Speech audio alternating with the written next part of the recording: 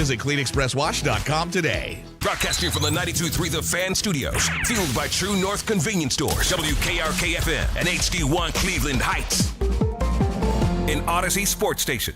92.3 The Fan, 2020 Sports. Now, the Cavaliers started the three-game road trip in Utah last night without Jared Allen. Evan Mobley needed to take over in the middle, and he did just that against the Jazz. Mitchell plays through Merrill and gets it back.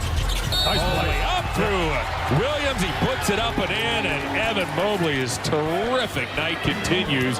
He now has 28. Every time Evan gets in the paint, he makes it look easy. That courtesy Cavs FanDuel Sports Network. Good guys take it. 122-113. Mobley finished with 34 points, 17 rebounds. Donovan Mitchell also with 34 points. James Harden, double-double, 13 points and 14 assists. Guardians knock off the Dodgers last night, 4-2. Parker Messick, 6 scoreless innings, led just 5 base hits, would strike out 5. Daniel Schneemann, a 2-run double. As part of a 3-run 7, Stephen Kwan had 3 hits, including an RBI double, scored a run. Austin Hedges celebrated 10 years of Major League service with a pair of base hits, and he scored twice. Browns owner Jimmy Haslam says Deshaun Watson has got a great chance to make a fresh start under new head coach Todd Monken. This comes a year after Haslam called the Watson trading contract a swing and a miss. Watson's got a chance to return to being the Browns' starting quarterback in 2026. He'll battle Shedeur Sanders, who is switching his numbers. He's going from number 12 to number 2, same number that Sanders wore during his time at Colorado and Jackson State. NCAA Women's Tournament, the Elite Eight last night. Texas beats Michigan 77-41. South Carolina, no trouble against TCU, 78-52. Don't miss this week's episode of 92.3 The Fan's off-season special. Get the latest in the Browns tonight from 7 to 9. Headline sports news every 20 minutes right here on 92.3 The Fan. From the University Hospital Sports Desk, I'm Jeff Thomas. Up next now for the Ken Carman Show with Anthony Lima here on 92.3 The Fan. Baseball, basketball, and the Browns. It's why you need the afternoon drive. Weekdays starting at 2. The Ken Carman Show with Anthony Lima. I don't think there's anybody out there who thinks that Deshaun Watson is going to be good enough to give them any sort of a future whatsoever. If you're going to start that guy, he's got to be not just decent, he's got to be damn good, because your fans are not going to like that. Like, at some point, if you're to win that much, then it's undeniable. Like, if he turns this football team into a 12 or 13 win team, then I can't say anything to the guy. But I think a lot of people think pigs will fly before that actually happens. So he's got to be outstanding. It's just so hard for me to fathom a world where the guy that I saw was such a shell of himself before the injuries. This is the thing about Watson. It was not just, you can't just say the injuries derailed him, because obviously he was bad. It was not looking good, save for that second half against the Baltimore Ravens. I'd rather win 7 with Shedeur than 9 with Deshaun, because I don't think Deshaun's got what it takes to lead you to the promised land. I don't think Deshaun has what it really takes to lead you back to the playoffs. If I win 9 games with Deshaun, now you win 10 or 11 or 12, that's different, but I don't think you can get to that level. You win 9 games with Deshaun, all I'm doing is muddying the water for the future. This is Cleveland Sports Radio, 92.3 The Fan. Well, good morning. Morning. Well, you prepare for this day to come, and then it hits you, and you don't really know what to do. And here we are. Hi. So, was I right or was I right? Am I right? The text I got after they hired Todd Monken, I said, did I not tell you Kevin Stefanski was Shedeur's best friend? I'll get killed for that statement, but it was true, because if Kevin was still here, it'd just be like, Shedeur's going to start, and that's the way it goes. You got a new head coach. He's a first-time head coach. He's 60 years old. He ain't got time to wait on anything. He ain't got time to make any of us feel comfortable or anything like that. He's going to do what's best for the football team, and now we're asking owners at the league meeting about it, and don't call it a comeback. Here we go. Hi, how are you? What do you feel about all this? What do you feel about Mary Kay's tweet? I'm excited that the Cavs and the Guardians won last night. I am too. As are our fans. I am too. Listening around Northeast Ohio. And I'll have more on the Dodgers. I would like to start out on a positive note than your dour attitude. You know what? Apparently Ken wants to just crap all over our Cleveland teams that are playing right now in favor of, hearing Deshaun Watson news, which I'm sure our fans are just loving. First thing at 6:05 a.m. You know what?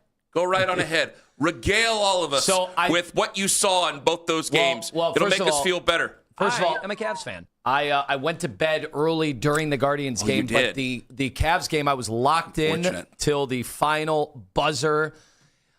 as they embarked on their first of 2 back-to-back games. They play the Lakers tonight, in which I am advocating them sit everybody and not try to win because they are perilously close to catching the Knicks, and I think that would be ridiculous for the organization to sign off on that. I do not think it would make any sense at all to play either Boston or New York in the second round. If you can avoid that, I would do that at all costs. So ultimately, I think it was very good to see the entire team chip in to try to get Evan Mobley involved so he feels as confident as all get out. Folks, he's shooting over 60% since the All-Star break. So say what you want about Evan Mobley and his lack of a leap this year. I think you are seeing a better Evan Mobley by the day. And so I think that would excite Cleveland sports fans as opposed to talking about Deshaun Watson being the starting quarterback week one. Let's continue to do it. Let's continue to do it. Ladies and gentlemen. There you go. Parker Mess. Kenny, you said if the weather was going to be warm, the starting pitchers would come around. And I think that's exactly what we saw yesterday at Chavez Ravine. You know, last week it was amazing. I compared Chase DeLauder to you-know-who. You would call that a swing and a miss, but I've turned it into a home run, haven't I? Yes, you have. With all my predictions and all the other things. Parker Messick in a lot warmer weather at Chavez Ravine. Ends up going 6 strong. Outstanding performance. Could he be the next great one? Are you saying that you predicted that pitchers will be better in warmer weather? Yes, I did. Wow. Thank you. Hell of a prediction. Hell of a prediction it was. That was his take. Hey, you know what? He signed off on it. No one else said it on the radio before me, so I'm going to go ahead and claim it. I think everyone said that every year for the amount of baseball since 1887. It's a little victories, Owen. I like to. But here's the thing. I like to stack up, just like the game of baseball. It's a day by day. Last night they were picking each other up. Remember, it was game within the game. We were sitting here wondering when Stephen Kwan was going to show up. What did he do yesterday? 3 for 5 last night. 3 for 5 while DeLauder went hitless. So. You know, it's just one guy goes down, the other guy goes up. I like the small ball at the bottom of the order with Martinez last night. It was something to see to get their first runs across. I know you were paying very close attention. 4 hits at the bottom of the order. Yeah, who saw that coming? Not very many people. Not very many people and at all. against the Dodgers of all teams. I would guess anyone in Northeast Ohio didn't see that coming. No, they didn't because it was see it happen. Another 10-10 start to start the year. Every game against the Dodgers should count for 2. Every win should count for 2. I'd sign off on that. And Owen and I were talking, Owen said, even if they came back 3-4, you'd take that as a win. If they go 4-3 on this road trip, I mean, I don't know what music we're allowed to play anymore, but we're getting excited over something. And now that you got your ace going up against Ken Ohtani. said that out loud, enjoy your 3-4 road trip. Still not bad. It's still not to start the year. Good. I would have liked 4-3 more. Wait a second. Yeah. I'm calling tonight the biggest game of the season so far. Wow. They've had so far 5 games. This is game number 6. You got a real set on you. This is clearly the biggest game. It's the one that's going to be the most watched of all these starting games because Ohtani's going to be going. Nice. Again, if you can wake up or get a nap in at some point during the day. And you can watch the game tonight. They had 52,000 at the stadium. Continue, Guardians and Cavs. So I will go. I figured you would as far as you want to go, and then we'll go do the other thing we have to do. I figured you'd be excited to do anything but talk to Deshaun Watson today. I am. But you called me out saying that I'm Mr. Negative, and I'm not. I'm just not going to stand for that. So please, King Positive, go right on ahead and talk to everybody about our 2 teams that won last night and not the other one that embroils itself in turmoil at every turn. This is refreshing. I beg you, please continue. I was just surprised. I did not think that Ken Carman would think the fans wanted to hear Deshaun Watson's name at 6:04 when the show started today. They don't. That's the problem. They don't. But it's something that's forced upon us at all times because it's something that's just, it's not going to go away. Every time we go out there, we think we're getting parole, and we're right back in Brown's prison, brother. Right back in our cell. You get back in that cell. You ain't getting out of there. No. Are the Browns privy to has there been a lot of Deshaun Watson behind the scenes that we have not seen? Because they're all about social media with Shador. But I've seen no social media. It has to be all behind the scenes. It is so because true. There has been nothing in front of the scenes. What is so it? True. What is the guy refused to rehab here, refused to even be with the team when That's not true. He was going with his injury. He was made barely those videos. Here. Yes. I saw him. They didn't put him out. The last time I think they ever recognized him on social media was "Happy Birthday, Deshaun." Period. You are right. Like we're talking about yesterday was Andrew Berry's birthday, and they called him the fearless leader. They called him the fearless leader. That's right. Well, hold on. He must be fearless if he's willing to start Deshaun Watson week 1. Everybody in that stadium. Everybody that is, I gotta say, that's a lack of fear. That works. You can't deny that if he has the stones to bring that guy who the owner said we've moved on from, and they tore. I think Haslam was up there 2 times tearing his signs off. He was on the cherry facade picker of the stadium. He was on the cherry picker. Get this thing down. That's how upset he was. He went to his wedding. Looking over the shoreway, going, "No, look over here. You guys keep on driving. We'll get something else up here soon." He sure sounded upset yesterday in his comments, though. Well, I can only go by what Mary Kay tweeted, and then I deleted, obviously, my window here because we were starting the show, and I didn't want to be caught looking at social media while I was trying to talk to you. See, this is a professional thing we're trying to do. But, no, I like what you did. I tried, Kenny. I tried. I know. Well, here we are. I did my Here we are. best. Here we are. We should do that. We should do, I swear to you, can I just say, because it's 6 a.m, can we just kick around segments where we're going, hey, if you call in and say what you want to say about the Guardians and Cavs, we will avoid the Browns in this segment. Might do it at 8 o'clock. If you want us to so damn bad, you call in and you tell us what you want to say about, and we will entertain Guardians and Cavs and try to not talk about the Browns. Because this is the time of year you catch a lot of hell, and I go, guys, my hands are tied. I got a team that's getting ready for the postseason, but they started Keon Ellis last night. Trying to rest some people, trying to, see what they have. I don't know if they really planned on winning that game, but they won the game. They shot 18% from 3. They still they played old 90s basketball and whipped the ball to the block, which is something I appreciate. I'm glad they won. I got Parker Messick, who might be, to me, the next great one in a line of Guardian starters that he might be your ace, but I don't want to just to fix expectations then. But when you talk about a guy who getting paid another $46 million. No one wants to play him, and now the owner's saying, well, maybe bygones are bygones. We're going to let this guy play. Well, And plus, I can't help it because I kind of warned everybody, did I not? The text I got the day after the night they hired Todd, the day they hired Todd. He really likes Deshaun. That this was a good thing for Watson. I don't think they hired him because he likes Deshaun, but I think he's a guy who really likes Deshaun. And nobody wanted to hear that. No, he'll take Shedeur, and he'll take Shedeur here and there, and he'll do it. Okay. I hope you're right. I don't want to start Deshaun. I don't want him to start the season. Seems like they're building that runway, aren't they? Well, Watson must be really good because I don't even remember him getting Monken any kind of a birthday gift or anything. This is it. He came empty. He came up to the party empty. His gift tone is wins. Yeah. That's what he's going to give them. This is the truth of the matter. If you're going to do this, fine. You got to be one way or the other. You cannot be like some people took my 9-win versus 7-win thing different, like to say I'd rather just lose with Deshaun. No, that's not the case. Just in the middle of the road with Shedeur, we can have an argument. Young quarterback, we can have ourselves a conversation about this guy. Middle of the road with Deshaun is just more muddy water. That's all it is. So you got to do one of two things.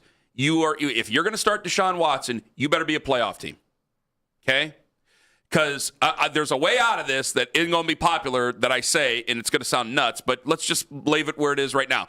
You got to be a playoff team, or you got to be just complete garbage. You have to be complete garbage where now we are in the real business of Arch Manning, Dante Moore, Julian Saint, Jordan Mailata, CJ Carr. I've already committed them to memory for the 2027 draft. So that's what you have to be. And it's just another reminder of a lost era of Browns football where you gave up everything thinking you were going to be able to deal with all the other distractions and everything else, and the play was going to dictate itself. And the play never came to fruition. He's been afraid of his own shadow out there on the football field for a plethora of a million different reasons that I'm sure you guys are all correct on in some fashion. And he's been injured, and it's been bad. And if you want to go ahead and play him, fine, you go ahead and play him. But you got to be either really, really, really, really, really good, or you got to be really, really, really, really, really bad. One of the two. I can't be grinding it out with 7-8 wins and having that conversation, because that's what that's going to do. Because then you'll start to flirt with, well, do we try to extend him? And everybody knows that he doesn't want to be here. So then I would look at it and go, okay, you have to reach a certain threshold for me to even entertain it, because I would just use Andrew Berry's words against him. You said quarterbacks are currency. That's what you said. If you think quarterbacks are currency, then fine. Even if I got to a wild card round, I still don't trust him as far as I can throw him, because it's been 5 years of empty promises. So even if he got to a wild card round, I would consider trading the guy. And let's start anew. We finally got something out of it. We can get out from underneath this. Fine. We got one decent year ever since 2020 that he wasn't even on our football team for. So let's cut our losses, move on into the great wide open. Ain't going to happen that way, but that's how I would see it. So there you go. Is it okay, though? Do people just care about wins? Maybe that's it. Maybe they just care about wins. That's what it is. But you got to think that Deshaun Watson's going to get you wins to just care about wins. I really don't. Well, there's nobody in the fan base that is truly expecting him to turn his entire career around now. I don't think. I mean, then what's the conversation? Was I not one of his biggest proponents? You were. Of bringing him in. And here you are. You're quiet. You want to talk Guardians and Cavs. I've been out on him for 3 years. So who's left? Who's left on the Deshaun Watson bandwagon at this point? I'd love to hear from you. 216-474-0092. If winning is a big thing, guys. If you think that he can get us to the playoffs, that is no small feat. If you really think he can get us to the playoffs, I'd like to hear why. Other than that, we're just shouting into the wind and wasting time. That's all there is to it. I'm either growing or I'm dying with this football team. And I know some of you got, well, the cults, Ken's the leader of the cult. No, I'm not. I just want to see something I have some interest in for the future of my franchise. He is not a part of the future of the franchise. So that's what we're left with. Still a better conversation than Kyler Murray? Tua Tagovailoa, still better? No? Yes? I think we could have worked our way up to some excitement levels just because it's new. Coming up at 6:45, maybe Parker Messick is the next great one in a Guardians uniform. Coming up at 7, there's some audio that you need to hear from Todd McShay that is going to scare the bejesus out of you when it comes to the 6th overall pick. I'm not trying to do it that way, but it scared the bejesus out of me. Coming up in 5 minutes, is it cool as long as they win? 216-474-0092. Is it cool as long as they win? I just want to ask. Or is there a different problem that you would have with it? Because I don't think that they're really winning with the guy. Ken Carman, Anthony Lima, take us with you to work on the free Odyssey app.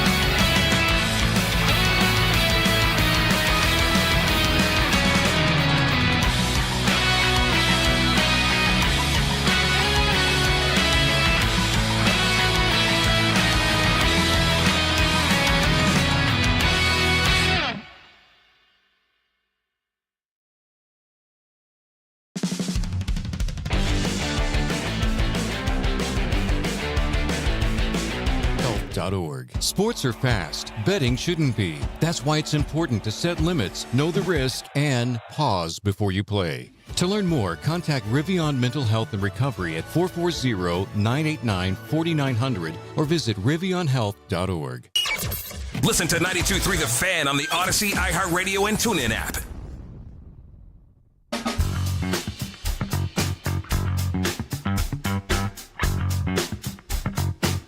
So yesterday, Mary Kay Cabot, she tweeted out, she'll join us Thursday, 8:20, as she does every Thursday. I will be with Spencer German potato salad on Thursday. Lima will be back on Friday. He will be in. We will do Coming In Hot at 9:40. Mary Kay Cabot, in her tweet, Browns owner Jimmy Haslam believes it's possible for Deshaun Watson to go from a, quote, swing and a miss to a home run if he starts this year. Quote, we share our fans' frustration. We're 1,000% committed to getting this right. What we've done the last few years is unacceptable. Got everybody thinking that he could end up starting this year for the Cleveland Browns.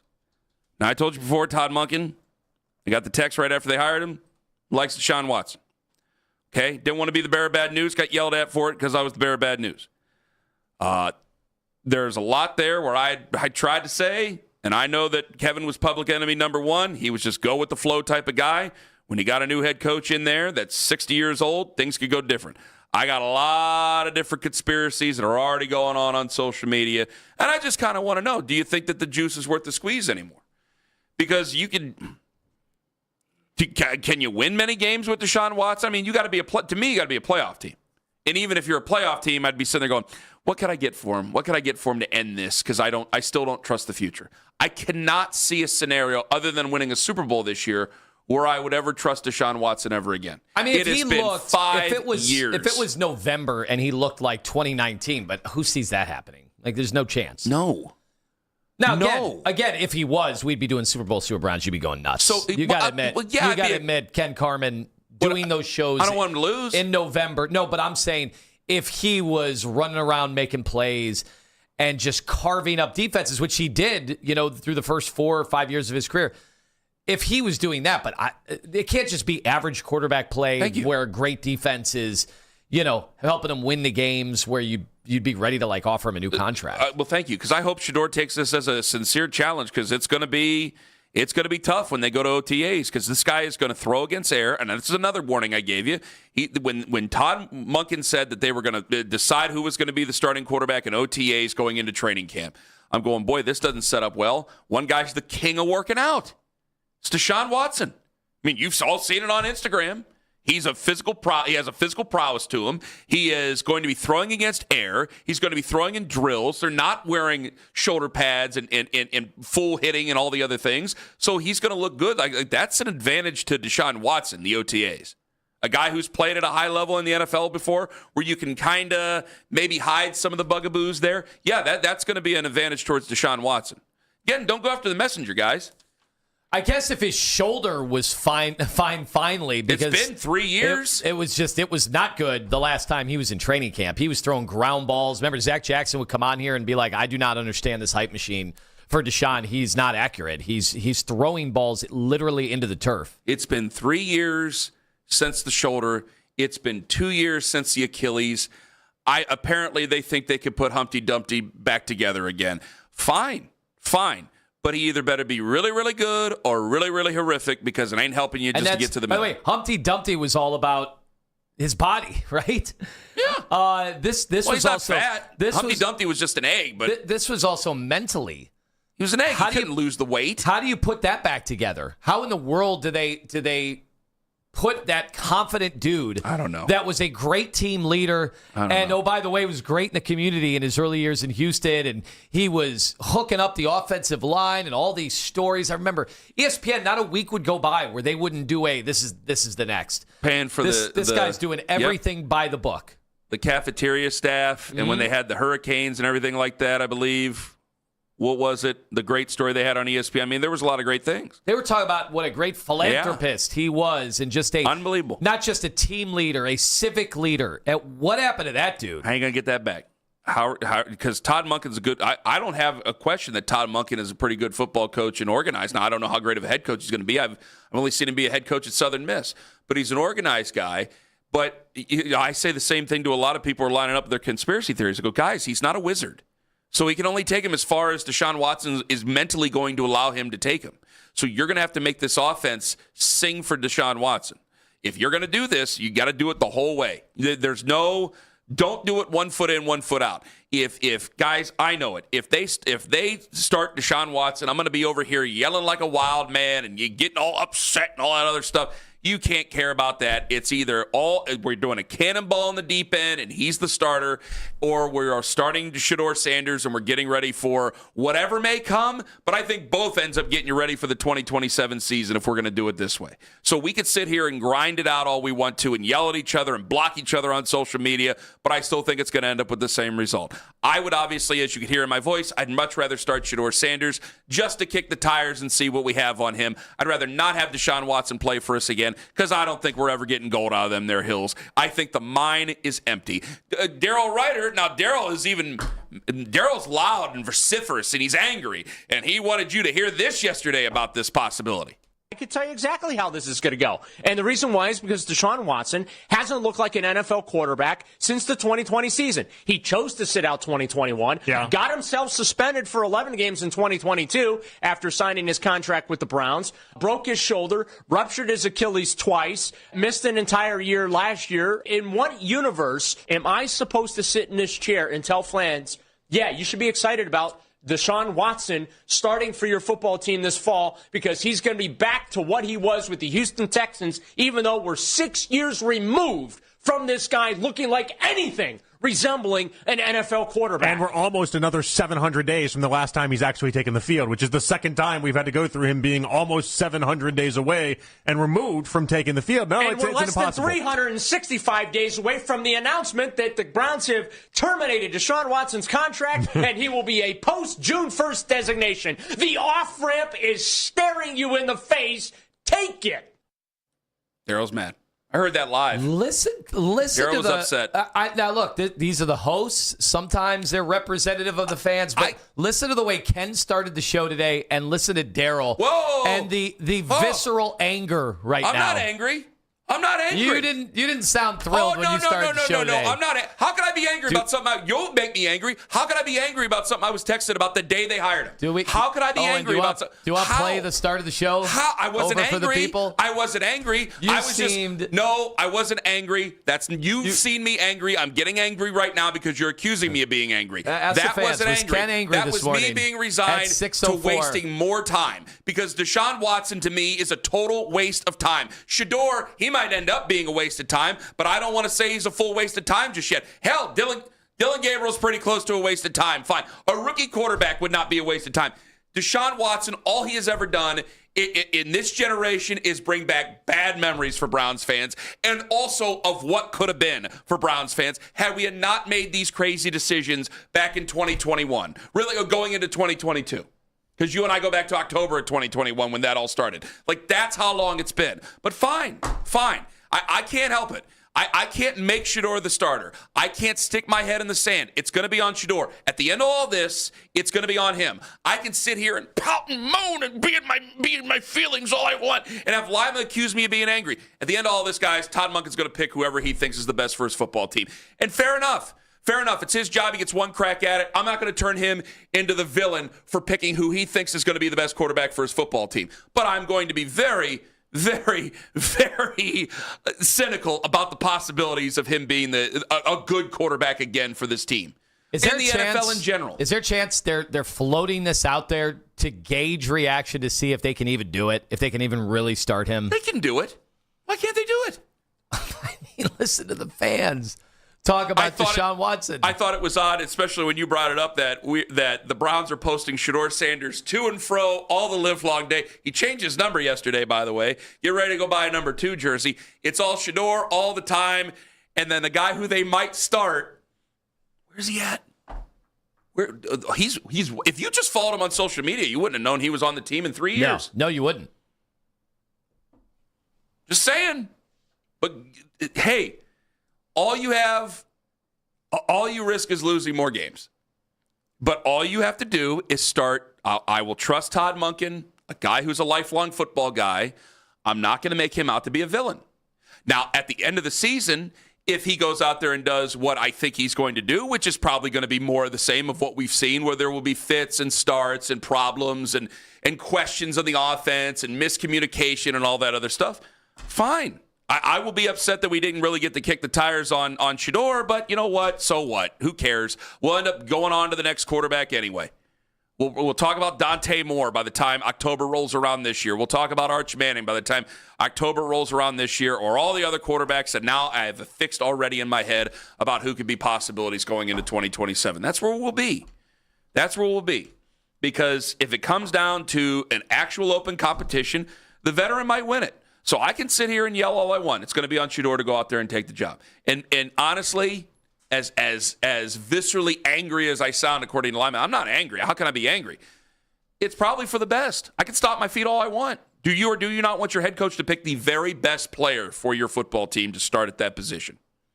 I think in 99% of cases you would. And I this think might be the 1%. This is the one where I think a lot of fans would be like, no. Well, I'll leave it to you guys. 216-474-0092. I've said my piece for the most part. I'm going to get to you guys. And wins against the Dodgers should count for 2. Ryan Wilson joins us at 7:20 this morning from CBS Sports. Guess who he has the Browns taking at number 6 overall? Ooh, boy. Ken Carman, Anthony Lima, live with the Fan.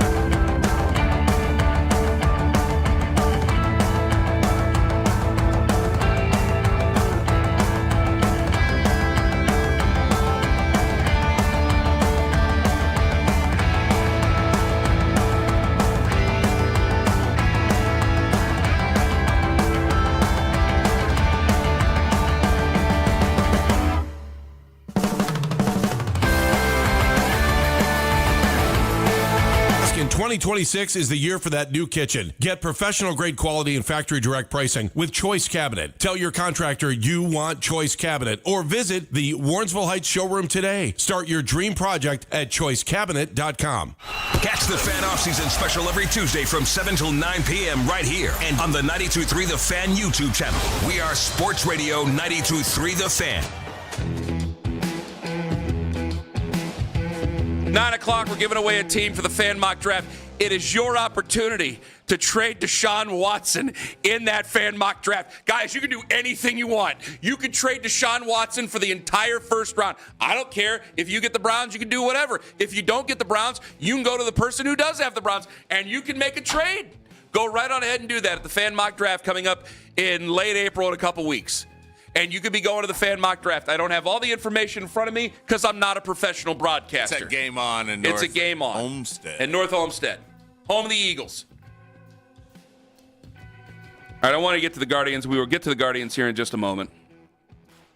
Demos is already saying to calm down about Parker Messick. I'll get to that here in just a second. 216-474-0092. You open to Deshaun Watson starting?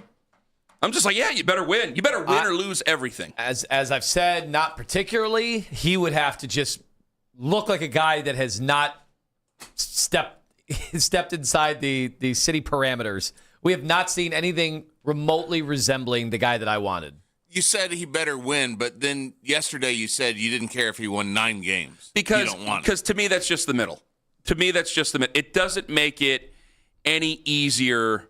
It doesn't make it any easier. It doesn't make it any better. It's just, it exists. That's all it does. If I'm going to play Deshaun Watson, I'm going to see the grand scheme of things. Well, then you're not. At least. So which one is it? Are you open to him as long as he wins, or are you not open to him at all? I'm sorry? Are you open to him as long as he wins, or you're not open to him at all? Because yesterday you weren't open to him at all. I'm open to. That's a great question to ask me. I'm not open to him. I would not play him. Okay? Because at least somebody hands me the possibility of a future with Shedeur Sanders, or even Dylan Gabriel for that matter. Boy, I can't believe I said that sentence. But here we are. Todd Monken's a head coach. And so while I can make my decision, you're putting me on the spot. I'm glad you did, because I got to be on the record about this. He's the first time and maybe the only time head coach. He can't answer to me. He shouldn't care about what I have to say or what Owen or Lima has to say. He needs to care about the other 52 guys in the locker room. And if he decides at the end of all of this that one guy is better, more mature, more ready to play, and it ends up being Deshaun Watson, then damn it, I'm just going to have to sit here and cross my arms and hope for the best, aren't I? But when I say, like, I'd rather have 7 wins with Shedeur, I think 7 wins for a second-year guy, if he made it through, because he was 3-4. I know we're talking about QB wins here. You're 3-4 over 7 games. Is it crazy to say you can't get 7 with a better offensive line, maybe another better weapon, that same defense? Could you get to 7 wins? We're not laughing. We're still having arguments about whether or not he needs to be replaced, but it's a conversation at least. With the other guy, if I get to 9, I'm going, okay, what do I want to do? We got these draft picks, but we don't have enough to go up to the tippy top. It's a really good draft class. Do I want to talk myself into another draft class, or do I try to talk to the fan base who most don't like him, don't trust him? Do I try to talk them into an extension? Can I talk another team into trading for him still? Can I do something like that? Well, why would you trade a guy who's won 9 games for you? I don't know. You get what I'm saying? It just goes in circles, man. It just continues some of the bad feelings and vibes that we've had. But you're thinking of this as Todd Monken, and you said Todd Monken doesn't have to care what the fans think. I think he does. He does. I think he does. I think if he's going to trot Deshaun Watson out there, he has to have that motivator in his head, as well as, winning football games for his own career. But he's going to prove the fan base wrong now. Not just, what Watson's career has been for the last 5 or 6 years. He's going to prove everybody wrong, because I think there's no way in hell you can play Deshaun Watson again. I don't want to see him out there again. I think he's burnt that bridge with Cleveland Browns fans. But if you're going to do it, you're going to have to do it so big that it shuts everyone up. Well, that's kind of, Owen, to your point, the only way that they could not even win a PR campaign about this in the lead up to week 1 for a guy they scrubbed from all their social media. And all the I joke about the signage at the stadium, but they did. They tore it all down. They were marketing him as a huge deal after they signed him, and rightfully so. When you sign a guy like that, you better put him front and center. he better, as much as they didn't necessarily want him representing the team because of all the allegations and everything. But, he was a guy you put on the poster because of his skill set and everything and what he had accomplished to that point. With all that said, the only thing you could possibly sell him to the fans on is Todd Monken. Todd Monken. That's what it is. Kevin Stefanski could not harness his tools. Todd Monken can. It's the only way you can pass it off. He's right. You're so right. It's the last gasp of trying to find anything out of it. You have used all your reserves. You have blamed everything you could possibly blame. Now Kevin is gone. He is the last bastion of any hope whatsoever for Deshaun Watson. From a football standpoint, I'd rather do it because I would say I'd rather have Shedeur, who got thrown into the fire last year. I'd rather him start off on the right foot with something stable this year. And if he can't hold it down, then I'm going to go with somebody else. But again, Todd Monken's a first-year head coach, and he's got to do what's right for his football team. And if it ends up being Deshaun Watson, it ends up being Deshaun Watson, and I got to live with it and hope for the best. JJ in Cleveland, you're first up on the Fan. Hello. How y'all doing, fellas? Wonderful, JJ. You go right on ahead. First off, I'm going to say this. If I'm paying somebody $200-something million, I'm going to exhaust every route I can. And, I mean, even if you had $11 billion, if you had $11 billion and you were paying someone $230 million, you would? Think about that's a lot of money. It is, but if you have $11 billion, somebody and you still don't know if he still got it. I'm sorry. Just not too long ago, we was talking about Sam Darnold in New York seeing ghosts. Next thing you know, he get a fresh start, fresh team. What do JJ? What do the Seahawks and Browns have in common other than they're both NFL football teams? I mean, not much. Okay. They some winners and we're some losers. But if I'm the owner, yes, I need to see. Because Stefanski didn't show me he can win with any quarterback or he can turn around any quarterback or nothing like that. You don't forget how to play football. You might. Well, I mean, it's been 6 years, JJ. I have to wonder whether or not he's forgot how to play football. Hey, it's been 6 years. I'm Monken, I'm doing what I'm supposed to do. I want to see. He's in this quarterback room. I want to see if he can be a starter. If not, he'll be our backup. But what I don't want to see is us go out and get somebody in free agency or waste a draft pick on somebody. And we got these guys in the building. This Monken's first time with him. Let's see. I'm under the assumption you don't forget how to play football. Well, I'll tell you this. You got JJ, I do. I think you do forget how to play football. I think he did. Listen, I think he has. Look, so my question is this. Nobody want him, right? We all, well, not we all, because I don't care. I want a good quarterback for the Browns. I don't care how they come, if they tall, if they short, or how they get here. I don't care. I just want a good quarterback for my team. If this guy comes back and take us to the AFC Championship, are we all going to be believe that? What are we going to do? Do you believe he can, or are you just being a Browns fan? Do you believe he can? I don't know if he can or not. Okay. I don't know. That's a no. I can't say no, he can't. You want to. You're not going to because you're a fan, and that's okay. I've been there. JJ, thank you for the call. I've been there before myself. I have two names from a different sport. What? Chuck Knobloch, Rick Ankiel. That's what Deshaun Watson is to me because I can't find NFL. Well, is he switching to left tackle? Right. Because those guys did. Yeah, there's plenty of guys in the NFL fall off a cliff. No, not like this. Not a quarterback that was true. That was this good. Not as popularly and spectacularly as he has. I really have. Even Kurt Warner was on top of the world, came down a little bit, but then got right back to the Super Bowl. I cannot, for the life of me, come up with a comparison for what happened to Deshaun Watson. The way I am with Deshaun is that if you start him, there's just more bad than good. He's got to be incredible. He has to go back to his old form. And it's been so long, I cannot reasonably believe he's going to get there. And again, if you start him over Shedeur Sanders, then I'm to believe, because it's a pretty unpopular thing. Is it not an unpopular thing starting Deshaun Watson? Then Shedeur just must not have it at all. and that this whole conversation that we've had for a year and a half is probably a waste, and maybe it is, and that I have to go back to the drawing board for quarterbacks in 2027, and if this guy plays any decently, I'm not going to be in a position to go back to that drawing board. Like, there's a lot of things that I may have to accept if he starts that I don't want to accept. I may have to, but I don't want to. So that's what starting him means to me. 216-474-0092. Can I mention that Dodgers victory last night when we come back? Just give me, can I have 2 minutes? 2 minutes about Parker Messick when we come back. Also, it'd be the most Browns move of all Browns move. Guess where Todd McShay has the Browns going at number 6? Find out in 5 minutes on The Fan. XTE.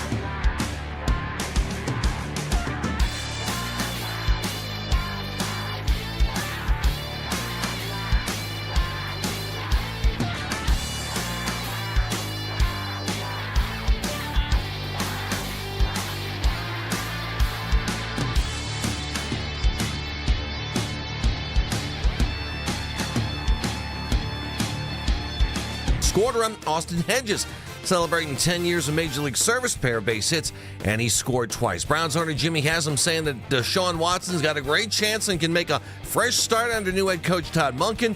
This comes a year after Haslam called the Watson trade a swing and a miss. Watson has a chance to return to being the Browns' starting QB.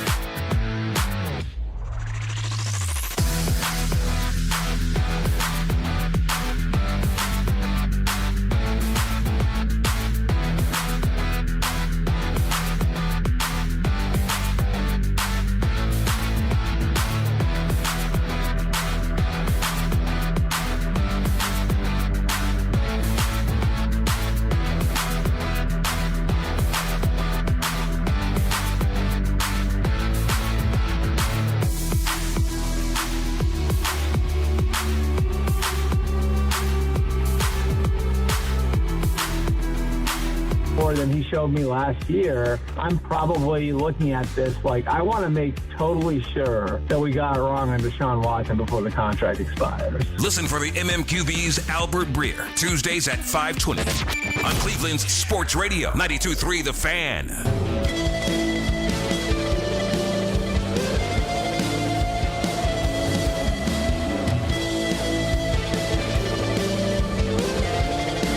Ryan Wilson, 720. Please, damn it, just let me get it off my chest. Could Parker Messick be the next great Guardian pitcher?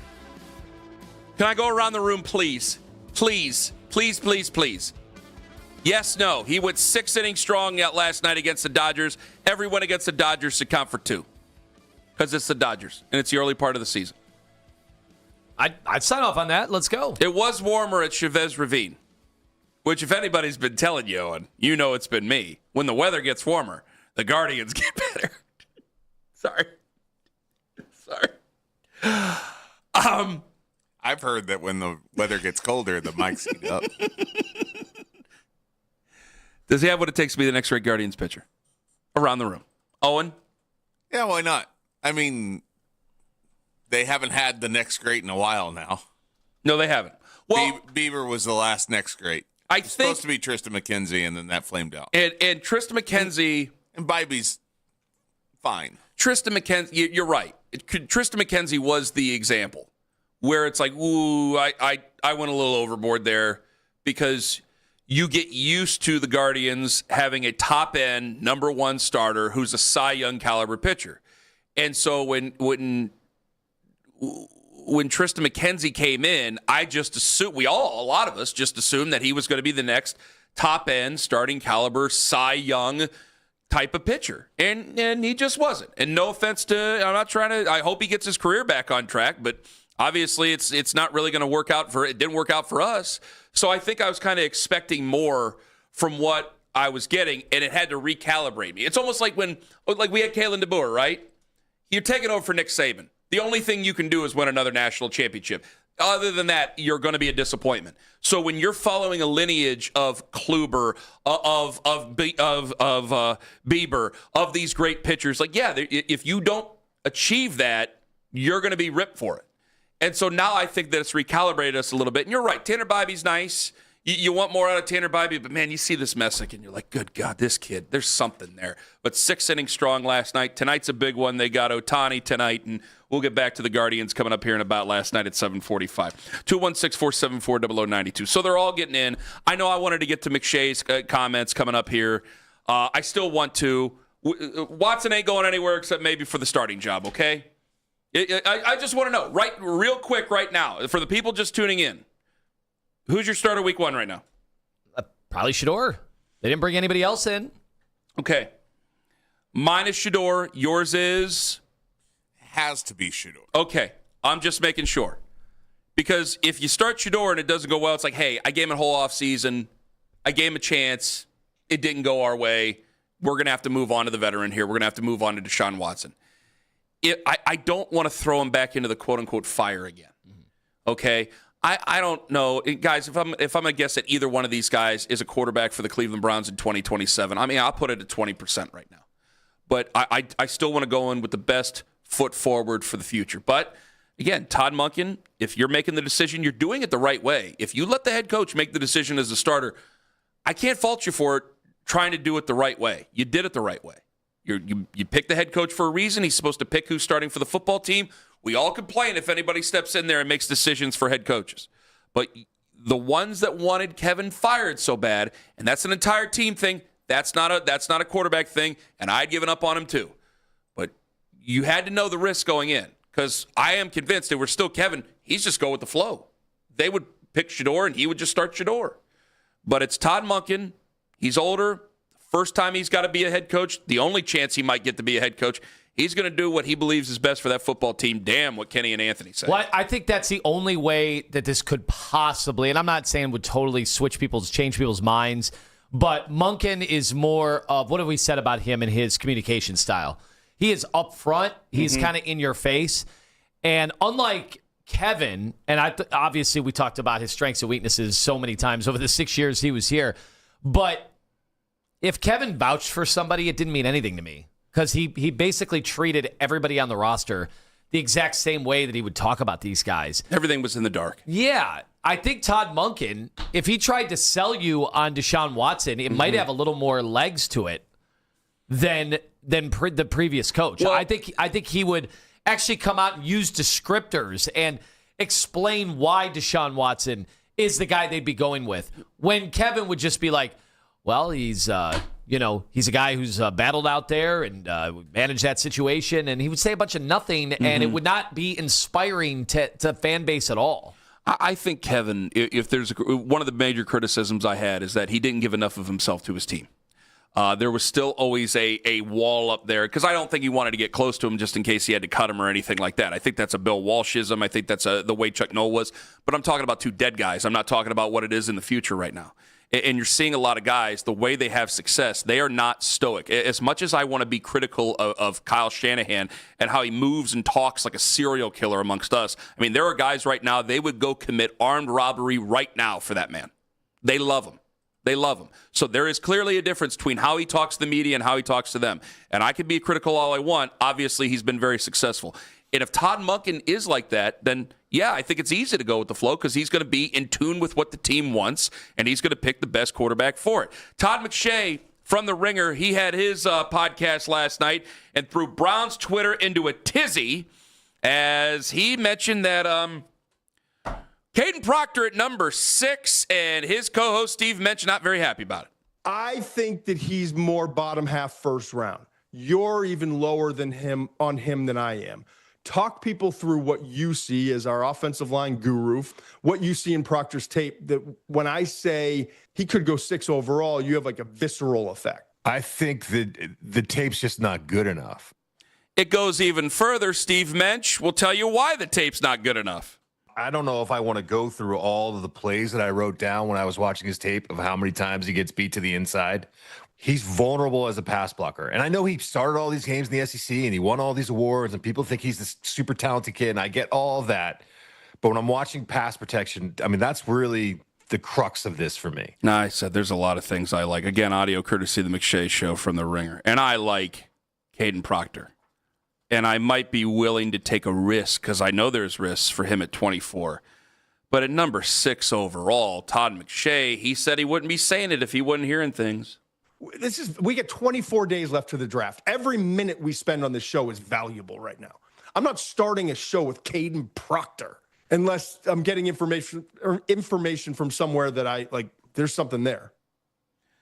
He thinks it's nuts. At number 6 overall, you've had Monroe Freeling, who has shot up the draft boards, now kind of coming back to the fold a little bit. He's been at number 6. We're at Brian Wilson. Real quick, I hate to interrupt you. 720. Do you believe in any of that? What? That guys are going up and down the draft board, or is that just media? Is that just media talk? Well, there's been guys who have definitely shot up the board during the offseason, but usually those are quarterbacks. Usually it's you want to bet big on those guys. If I'm here, my first reaction is if I got one draft guy who I really, really trust, who we've had on the show, saying he's hearing it could be Caden Proctor, and I got another draft guy who I really, really trust, who's been on the show a bunch, he's going to be on at 7:20, saying he's hearing it could be Monroe Freeling, I start to think, man, I got two really big risk guys. So either A, they think the Browns are crazy and are just going to reach for somebody, and this is going to be a typical Browns disaster, or B, and this is more hopeful, that you're trading down. I don't. You got to have somebody else up there to mix with it, because I would try to put out there that maybe I like Jeremiah Love. I get somebody to move up to get something for him instead of having to take one of those guys at number 6 who might not be ready to go day one. I mean, 6 overall. I asked this question last week. You were out, or 2 weeks ago. You were out, and I'm like, guys, if he's 6 overall, can he not start week 1? No, he's got to start week 1. Okay, I agree with you guys, but I have to ask the question, because if they take one of those guys, there's a very strong possibility they're standing on the sidelines of the first offensive series. I almost wish we had another term for what this pick is, because it's not the 6th overall pick in any other draft. This is a different draft. We've had every pundit come in and say the same thing. We can't take that guy. That's not a number 6 pick. And we do it at like 7 positions. Even Carnell Tate, who is a good enough prospect, I heard somebody say the other day he'd be in the 20s in any other draft. That's how bad this draft is. Someone said, would you trust drafting T. Higgins number 6 overall? Right. Well, and I think Browns fans would be happy. That's a really nasty comment, and when you think about it, because he was top of round 2. But I know. Good is good. T. Higgins is really good. Right. He's a good player. So I almost wish we just called this like the 18th pick in the draft. Who are the Browns taking at 18 instead of the 6th? They'd like to trade down to the 18th pick in the draft, because it would make it all much more palatable. But when that got brought up before the show, I think John came in here and it was like, oh, the Browns just need to trade down. I'm like, join the club. I think every team is talking about trading down. So good luck. Like, you're right. Try to stir up. There is maybe one team that might want to come up and get the running back, but the Jeremiah Love. But it's hard. It's hard when every fan base is saying the same thing: trade down, trade down, trade down, and nobody is giving up precious capital in next year's first round. Nobody's doing that. I think GMs might get fired over something like that. What Jacksonville did last year, nobody's willing to do this year. Gosh, if we're stuck, if Spencer Fano's there, I would go with Spencer Fano. If Mao is there, I'd go with Mao. If it's Carnell Tate that's there, if I'm just stuck, then fine, maybe I'll go after a playmaker. But I cannot, guys, I like Caleb Proctor. He's the size of a house. I can't sell him at 6 to you for crying out loud. So here's just like the I problem. Can't sell Monroe Freeling to you at 6. Do you think they will have to trade up if they don't go offensive line at 6? Will they have to trade up from 24? Because you can't be sitting there left without, if there's a run on offensive linemen like they are talking about, you can't be sitting there and be like, whoops. Like, that would be a calamity for the Browns. I would not, and I'll tell you why after Ryan Wilson gives his reasoning from CBS Sports. He joins us in 5 minutes. He's got them taking Monroe Freeling at 6, and it gets even better at 24. But I want him to answer that question when we come back on The Fan.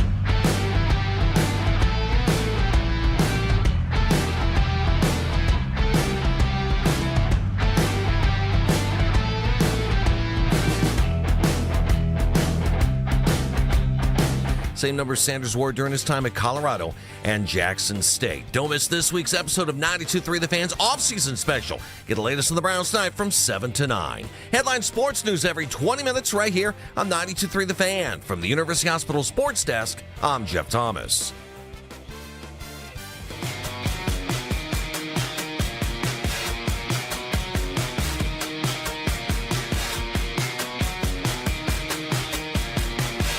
Monroe Freeling, number 6 overall. Ooh. Caden Proctor, number 6 overall. Ooh. Okay, fine. Who's going to be? Who's going to help? Do you want a weapon for Deshaun Watson week 1? Is that what you want for this football team?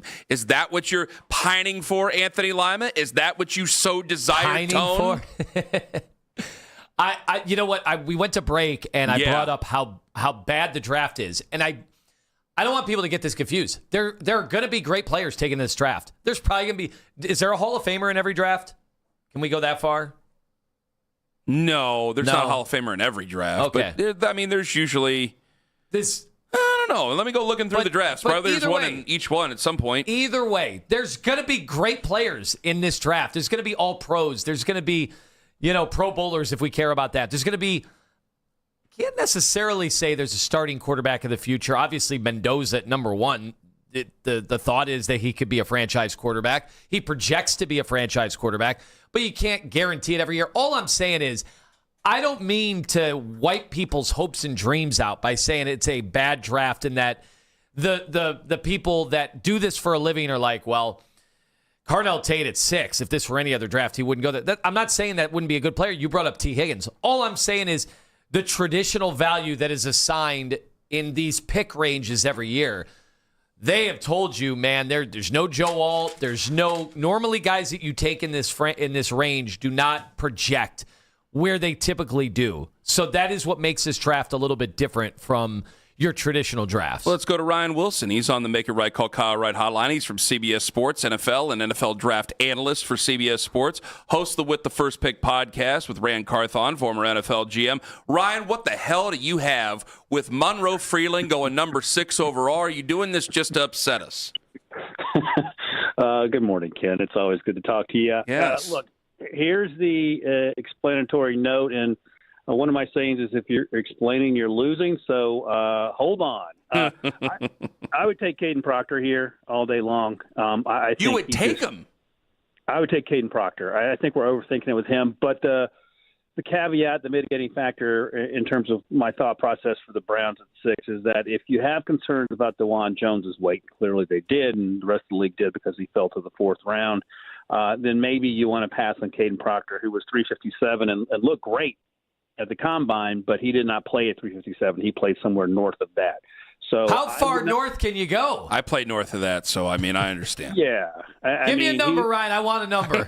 I want a number. He's 6'7". You got to put that in. This is all fair. It's the game of the draft. We have to pay attention to these things. We're not body shaming. We're not, but I need a number. No, I'm sure he played probably 20-plus pounds north of that, and there were reasons I had heard. I don't think anyone has reported this, but I had heard, one of the incentives was to allow him to do the things he did against Georgia in terms of catching passes and running the ball. Was if he met his weight requirements, that would be sort of his bonus, if you will. So look, he looked good, and when I said at some of the combine, as I mentioned, and when he is on, he is absolutely locked in and ready to go. And if you got Titus Howard to play on the right side, then I love that booking with Caden Proctor. But if the weight concerns are a concern at all for you and you're drafting him and you've had those issues with DeJuan Jones, the next best left tackle for me is Caleb Lomu, but he's probably a year away. He needs to add some weight. And then it's Monroe Freeling. And I was talking to some folks at Georgia, and I said, I think Monroe's probably closer to bottom half the first-round guy. And they didn't disagree. They thought top 6 was a little rich, but that was my thought process. But if you were asking me to make the pick with the promise that you wouldn't fire me, it would be Caden Proctor. Boy, that's tough, Ryan, because we just played audio from Todd McShay, and I'm not asking you to get in a fight and rip Todd, but they're saying it's crazy. They're saying it's absolutely nuts to go after Caden Proctor. I said I like Caden Proctor at 24 last week, and I was getting ripped for it. Like, there's a lot of things that people just don't like about him. They hear some of the horror stories about the weights, things like that. Now, I'm sensitive to being critical about an athlete's weight because I know what I look like. So let's be honest here. But also, they bring up, well, Alabama offensive linemen, haven't had a lot of great Alabama offensive linemen. I go, well, if he would have just stayed at Iowa last year, would he have been a better prospect to everybody? I can damn sure tell you, I know it wasn't his son calling the offense anymore over there, but they wouldn't have been throwing him tunnel screens like they did at Alabama. That did show off his athleticism, Ryan. Yeah, it is my experience that people on the internet get very angry about things that minutes prior they had no knowledge of. So I try to couch that, my expectations of them when I hear the pushback. And I'm not talking about McShay. I'm just talking about fans. And fans are obviously, look, they have a right to get frustrated, especially if the product they've seen in Cleveland hasn't met their expectations. I would imagine it hasn't. But I try not to lose too much sleep over people evaluating players they almost certainly have not watched to the extent that I have, and I'm okay with that. The other thing is this, nobody knows, and that includes NFL teams. That's why they miss every year. So one guy's opinion working for CBS Sports isn't going to make or break whether the Browns make the Super Bowl, but I can tell you based on what I've seen that Caden Proctor's a good player, and sometimes, based on my experience, we overthink a lot of things. Kyle Hamilton fell to the middle of the first round because he ran slow at the combine. He's a fantastic player. Derwin James fell to the middle of the first round. Brian Branch was a second-round pick. At some point, if they're good on tape, they're probably going to be pretty good at the next level. Ryan Wilson joining us on the hotline. How do you walk that tightrope in the first round with the Browns, needing wide receiver? Let's say they did take a wide receiver at number 6 overall, but they obviously would look to try and get another offensive lineman, with that next pick. Can you sit there and wait to see if one falls, or do you have to trade up at that point? Yeah, if you want to play this game, and maybe fans like this better, you can take Carnell Tate at 6. And I was at the Miami Pro Day last Monday and then the Ohio State Pro Day on Wednesday, and every conversation I had about Carnell was, is he a top 10 pick? That's the question that was posed to me when I was talking to scouts. And I think he is. The comp for me and a lot of people, it's not original, it's T. Higgins. And T. Higgins, another example of someone who fell into the second round because he ran, quotation marks, slow during the pre-draft process. Then the follow-up is T. Higgins a top 10 pick if you had a redraft, and I think it's close. My point is that you could take Carnell there if you feel good about it, and then someone like Caleb Lomu out of Utah will probably be there, and probably is not a game you necessarily want to play at 24, so maybe you have to move a few spots if there's a run on offensive tackles, but you could switch it out that way if that makes you feel better over Caden or Monroe Freeling and Casey Concepcion, for example, at 24. Take Carnell Tate at 6, and then Caleb Lomu at 24.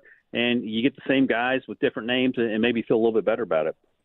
Ryan Wilson joining us on the show. So at 24, you have Casey Concepcion. And Texas A&M, they were considerably better last year with Mike Elko as the head coach. Still some questionable quarterback play. And he's got some questionable hands. So you take him at 6'4", but that's a great size. But also I have Andrew Berry taking a wide receiver. You have Andrew Berry taking a wide receiver that might not be good at catching footballs. That's a little bit of a problem here for us fans here, Ryan. He did have 7 drops last year, but he is absolutely electric with the ball in his hands. And maybe this – and look, he's sub 6 feet, and maybe this sounds a little bit like the Jerry Jeudy scouting report coming out of Alabama, and I realize that. But he provides – returnability, and you have to get that wide receiver room some help. And again, you got to do the math. Is it worth drafting Carnell at 6? Are there opportunities to trade down from 6 because you need a partner to trade up? If someone like Arvell Reese slips, maybe there's a team that's interested in coming to get him at 6, and that provides you that opportunity. But Casey Concepcion had a really good 2024 season at NC State, and he had an even better campaign last year for Texas A&M. There were the focus drops. They don't concern me. He's a hands catcher. I just think it's a matter of making sure you're paying attention. It's not a situation where he's fighting the football. He can play in the slot. He can play outside, as I mentioned, the returnability. And after the catch, he's absolutely electric. He gives you 95% of what Mekhi Lemon does, in my opinion. But Mekhi Lemon is probably going to be in the top 15 range. So, at 6 and 24, it's great to have those picks, but they're sort of positioned not ideally. I mean, you'd rather have probably picks 11 and 17, 12 and 18, something like that to get the best value. But you got 6 and 24, and you got to figure it out from there. Well, you mentioned a couple of guys here, different positions, but I want to bring it all together. Like Mekhi Lemon and the combine interview, Arvell Reese and the still shot of him trying to get around a cone. have we just reached an insane point where we are looking to pick apart these prospects, and the way the internet gets a hold of one thing or another? Do teams actually operate like this, or is this just a media and fan convention? I think it's a little bit of both. I say it all the time. If the draft were a week after the Super Bowl, we wouldn't have anything to talk about, and these players would be probably more highly regarded. Mekhi Lemon, no one in the league cares about that. When you talk to people at USC, they say he's a quiet kid and he's focused on football. And I don't necessarily think it's his job to make the media feel better about themselves at combine interviews. The Arvell Reese thing, there, folks in the league were like, okay, this is just solidifying our point that maybe he's closer to being an off-ball linebacker than an edge rusher. And I get it. It didn't look great. And 2 days prior to the Miami Pro Day, you'll watch Akeem Mesidor and Ruben Bain, battle the sled. And the one word that kept coming to mind is just violence, because they were treating it like an undrafted free agent left tackle in the week 3 of the preseason. It was kind of fun to watch, and you didn't get that sense with Arvell. But I'll just say this: if you watch, and you guys watch a lot of Ohio State, if you watched Arvell in the fall, he was pretty good. He was really good, actually. He was better than Sonny Styles at times. He was better than Caleb Downs. Again, not great in the bag drill. Maybe he's an off-ball linebacker, and then you have to decide to see a top 10 pick with that versatility that he provides. So. In retrospect, just don't do the back drill if people are going to get that sort of pushback on the internet, because the tape is the tape, and what he did in 2025 was pretty special, I thought. Every Browns fan I talked to has been bringing up a potential trade down from number 6 overall, but obviously you need to find a team that would actually want to trade up, and a player they would want to trade up for. Is Jeremiah Love that player, and do you think he even lasts to number 6? So I had him going 4 to the Titans. The Titans have a ton of needs. And you mentioned Rand Carthon, my co-host. He was with Robert Saleh in San Francisco when they drafted Fred Warner. And I mentioned that because Arvell and even Sonny Styles could be a possibility at 4. And that does sound rich for Sonny, perhaps. But if you're getting Fred Warner, I don't know if any pick is too rich outside of getting the quarterbacks there. So then the question becomes, who's trading up and who are they trading up for? Arvell or Sonny, are teams trading up for them? I don't think so. Ruben Bain, probably not. The offensive lineman, whoever that may be, Monroe Freeling, Spencer Fano, Hayden Proctor, I don't think so either. And certainly not, I would be shocked if it was quarterback 2 and Ty Simpson, like a team's coming to the top 10 for that. So I think it's going to be hard to find a partner unless, on some planet that we're living on, Fernando Mendoza is at 6 and the Browns don't want him, but that's not going to happen. So I feel like they're going to be stuck at 6. If Jeremiah Love is there, maybe Washington moves up one spot.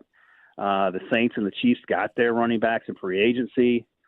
Is it worth Miami's all the ammunition they have to draft to move up from 11 when they have millions of needs, it feels like? So I don't know where you're going to find that team to come up and come get a Jeremiah Love should he be there staring the Browns in the face at 6. 2 questions, 60 seconds, all right? Because you cover the rest of the NFL as well, not just the draft. So I'm going to ask you these. 1, would you trade Myles Garrett? No. Okay. Second question, who would you have start week 1 right now? Your leading starter for week 1, would it be? Well, that's a great answer already. Shedeur Sanders or Deshaun Watson? I keep hearing from folks in Cleveland that it's going to be Deshaun. I haven't seen Deshaun play in 2.5 years. I would probably roll with Shedeur for the first few games to see if he's gotten any better, and then maybe you default to Deshaun. And like I asked you guys last time, so we're out on Dylan Gabriel. He's just a placeholder now. Like, we're done with that. I don't want to be mean-spirited, but yeah. Fair enough. Yeah. Question asked, question answered. Yeah, I don't know. I'm just trying not to be mean to him. So that's where I'm at on that. Yes, go ahead, Tony. Right. Did you make anything of the NFL owners' meetings yesterday and the discussion about the now tabled proposal that the Browns had about trading a team being able to trade all these picks, all these draft picks in the future? I hadn't seen any of the headlines, but I know I know what you're talking about, and I'm assuming, Lima, that they pulled it. They pulled the proposal. Yeah. It seemed like they couldn't find anybody who wanted to vote for it. I wonder. I don't know the reasons why. I like the idea. I think it makes the things more interesting for fans and thinking longer term down the road if you're trying to build a roster. And I think that adds another layer to it. So I did not know that it had been tabled, but I was for it just based on the information that I had for the reason I laid out. It makes things more interesting for us on the outside looking in. Ryan, thank you very much for the time. All the very best to you and yours. We'll talk to you here in a bit. Thank you, guys. Thank you. Ryan Wilson, CBS Sports, NFL writer, NFL draft writer, on the Make It Right Call Kyle Wright hotline. All right, there's a lot of things to react to that. I'll get to some of that coming up at 8 o'clock, coming up in 5 minutes. It was just the night Evan Mobley needed last night in Utah. And Parker Messick, could he be the next great one for the Cleveland Guardians? And there are already some folks talking extension for a Rookie of the Year candidate for your Cleveland Guardians. Ken Carman, Tone Master General, about last night in 5 on the Fan. Window Nation, in your home.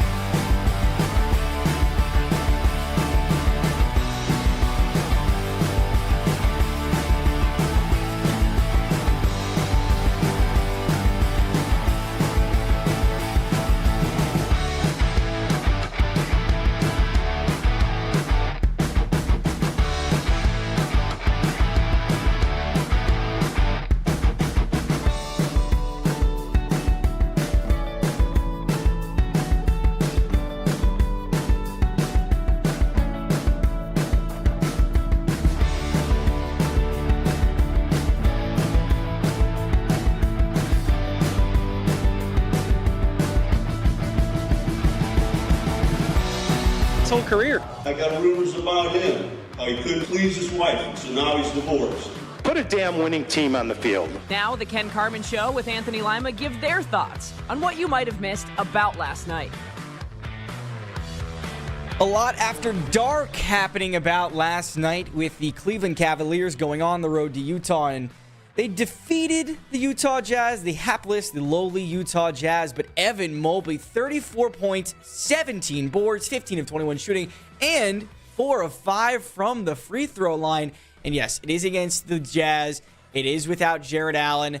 But when do you what does Evan Mobley have to do for you guys to start taking him seriously? I take Evan Mobley as serious as a damn heart attack when you're talking about trading him for Giannis Antetokounmpo. Why wouldn't you take him seriously? Now, last night was a game against Utah. He's expected to do well against Utah, so that's not going to be enough against the haters. But, guys, we are reaching a critical mass with Evan Mobley. Like, we all understand this. Like, I know that you and Nick have had knockdown dragouts here over the last few weeks about the Cleveland Cavaliers, and I support you guys fighting against each other. I think it's a lot of fun. Good for everybody. Where I will meet Nick halfway on this whole thing is like, hey, and I don't know if he sees the forest for the trees here. Like, they're a desperate team. So you guys all don't think that they're going to go very far, but I'm telling you that this is going to turn into a referendum on Evan. So if this turns into a referendum on Evan and there's one big player that they can trade Evan Mobley for, I mean, I guess you could try to get something for LeBron if you wanted to do that, but that would seem insane for a 41-year-old guy who's probably going to play in one more year. The other one was Giannis, and I'm thinking, guys, they're as desperate as anybody. If Evan Mobley doesn't rise to the occasion in the postseason, they're going to trade him, and they're going to trade him for a guy who is 31 years old who doesn't have a shot anymore. Lima, bring it up. I mean, he's playing through a bunch of injuries, but this year he doesn't have a shot. Well, I look, last night was a mail-it-in game. Is this reason for concern? I've seen a lot of people say, you think this team is playoff ready? Look at how they're playing. And I'm like, listen, the only thing that matters to guys like James Harden and Donovan Mitchell are getting to the playoffs healthy. That's the only thing that matters to this team. They're still gonna fall ass backwards into 50 wins with all the injuries they've had and the 35 or so starting lineups that they've used this year. So look, I'm not. Do I think they are running on all cylinders? No, but when they are healthy and when they have their full complement, they are almost impossible to guard. And defensively, they are a different team when Jared Allen and Evan Mobley play. To your other point, I know we got to move on. To your other point, I mean, look, I've said this about potential Evan Mobley trades. We don't need to dwell on whether or not Evan Mobley is going to be here, after every game a year from now. But at no part in the formula for trading for somebody like Giannis does it work if Evan's not good. I've seen people say, well, if Evan doesn't play well in the playoffs, then trade him. That's not how this works. Like, you need Evan to be good for a team like Milwaukee to want to trade for him. Well, you could say that he's still 20. A lot of people say the same reason. He's still 24. You could build off of him. Like, do guys really get hammered that much for not being that? They get hammered by the general public, yeah, but when it comes to contracts. The stuff that people say about him being weak, just, not showing toughness, being soft. If that looks that way in the playoffs, I don't exactly think Milwaukee's going to be compelled to trade for him. I mean, he kind of need him to be good, which is then the catch-22 because no one's going to want to trade him if he's good. What I want him to do, and this is going to sound very simplistic, and maybe you're going to give me pushback on this, and I know you want to get to Gardos, but like the type of game he had against Kyle Filipowski, like that's the type of game that you have to have against teams with a good name on their chest. Because I do think that it's like, okay, we're playing Utah tonight. I'm going to slap this guy around, and it's like, well, let's do this, step up, and have confidence in yourself when you're playing the Celtics. Now I know you're playing against better competition, but sometimes I just think he shrinks in the moment, and it's cost him big time, and I hate it because then I got to go out and defend him. By the way, Cavs Conversation brought to you by the fine folks at Surfside Hard Iced Tea, who ask you to please enjoy Surfside Hard Iced Tea responsibly. Guardians were also on the West Coast, down in Chavez Ravine against the reigning champion LA Dodgers. They won 4-2. Stephen Kwan, 3 hits. Chase Lauder did go hitless, but I want to talk about this. Cade Smith allowed 2 runs in the 9th inning. I think Cleveland, you're going to have a little bit more anxiety in the 9th inning than you have in the past couple of years. So I asked you this question during you wanted to say something? Well, I'm sorry. Cade Smith's not new to us. We had anxiety with him all the second half of the season last year. That's kind of who Cade Smith is. He's not going to be, Emmanuel Clase. No. Nobody is. Terry Rozier might be. I was searching for one. That was a good-ass line. That was a good line. Well done. Are you already kicking around guys who might be able to step into that role in case he can't do it? Yeah. Okay. I think they're going to be thinking about that. I'm glad I'm not the only one thinking about it. I'm sorry, guys. You know how I am. Go ahead. Chase DeLauder, it can compare Chase DeLauder to the hype that Lonnie Chisenhall could have, but MLB Network's Oh, my God. You guys are never going to shut up about Mark this. DeRosa had a really interesting player comp on MLB Network yesterday.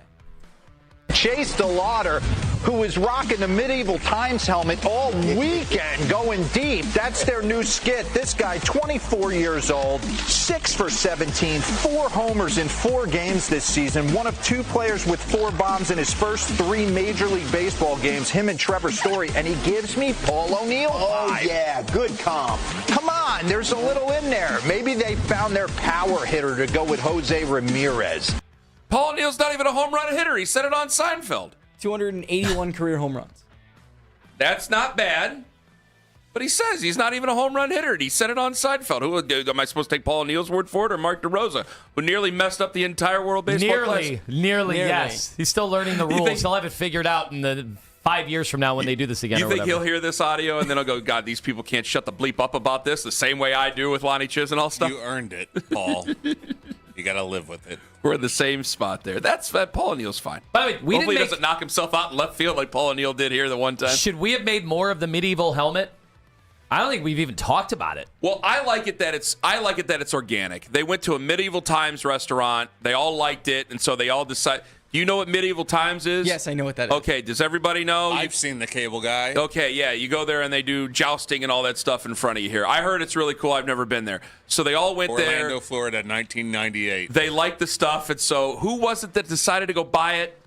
Somebody, I want to say it was Bybee, but I'm not sure, decided to go buy the helmet and go buy the blunted sword. It's not a real sword, so no one's going to get, well, you hope. It's still blunted. Maybe it still can poke through, but they got a blunted sword, and so you carry it around, which is, I'm glad. I mean, they're all doing it. Like last year, the Twins had the Spartan helmet or whatever. So you got to stick with it. You just got to make it your thing. Eventually, you hope that it just becomes the thing. Obviously, like college football, the turnover chain, birthed 150 different. They did the tire, the Akron. No, we Akron did a Zips pencil. did the tire. We did a pencil at one point.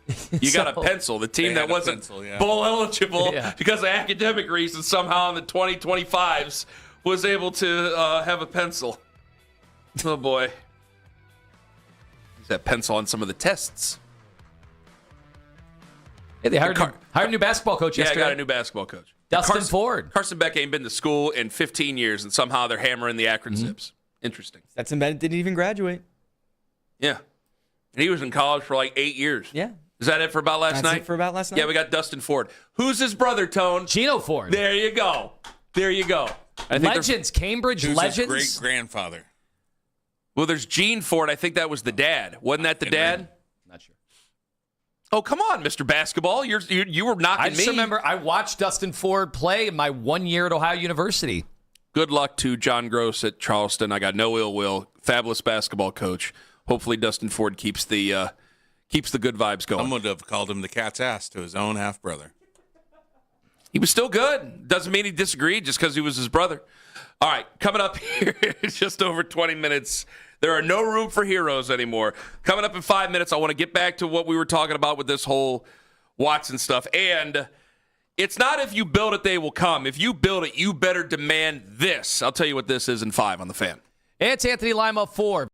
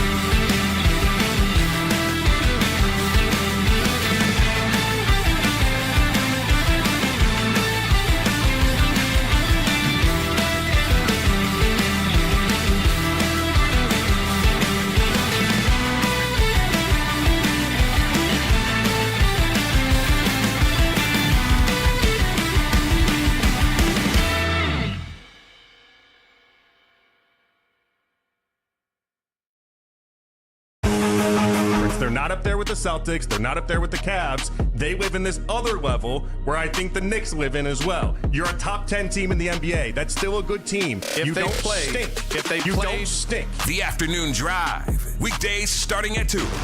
We are Sports Radio 92.3 The Fan.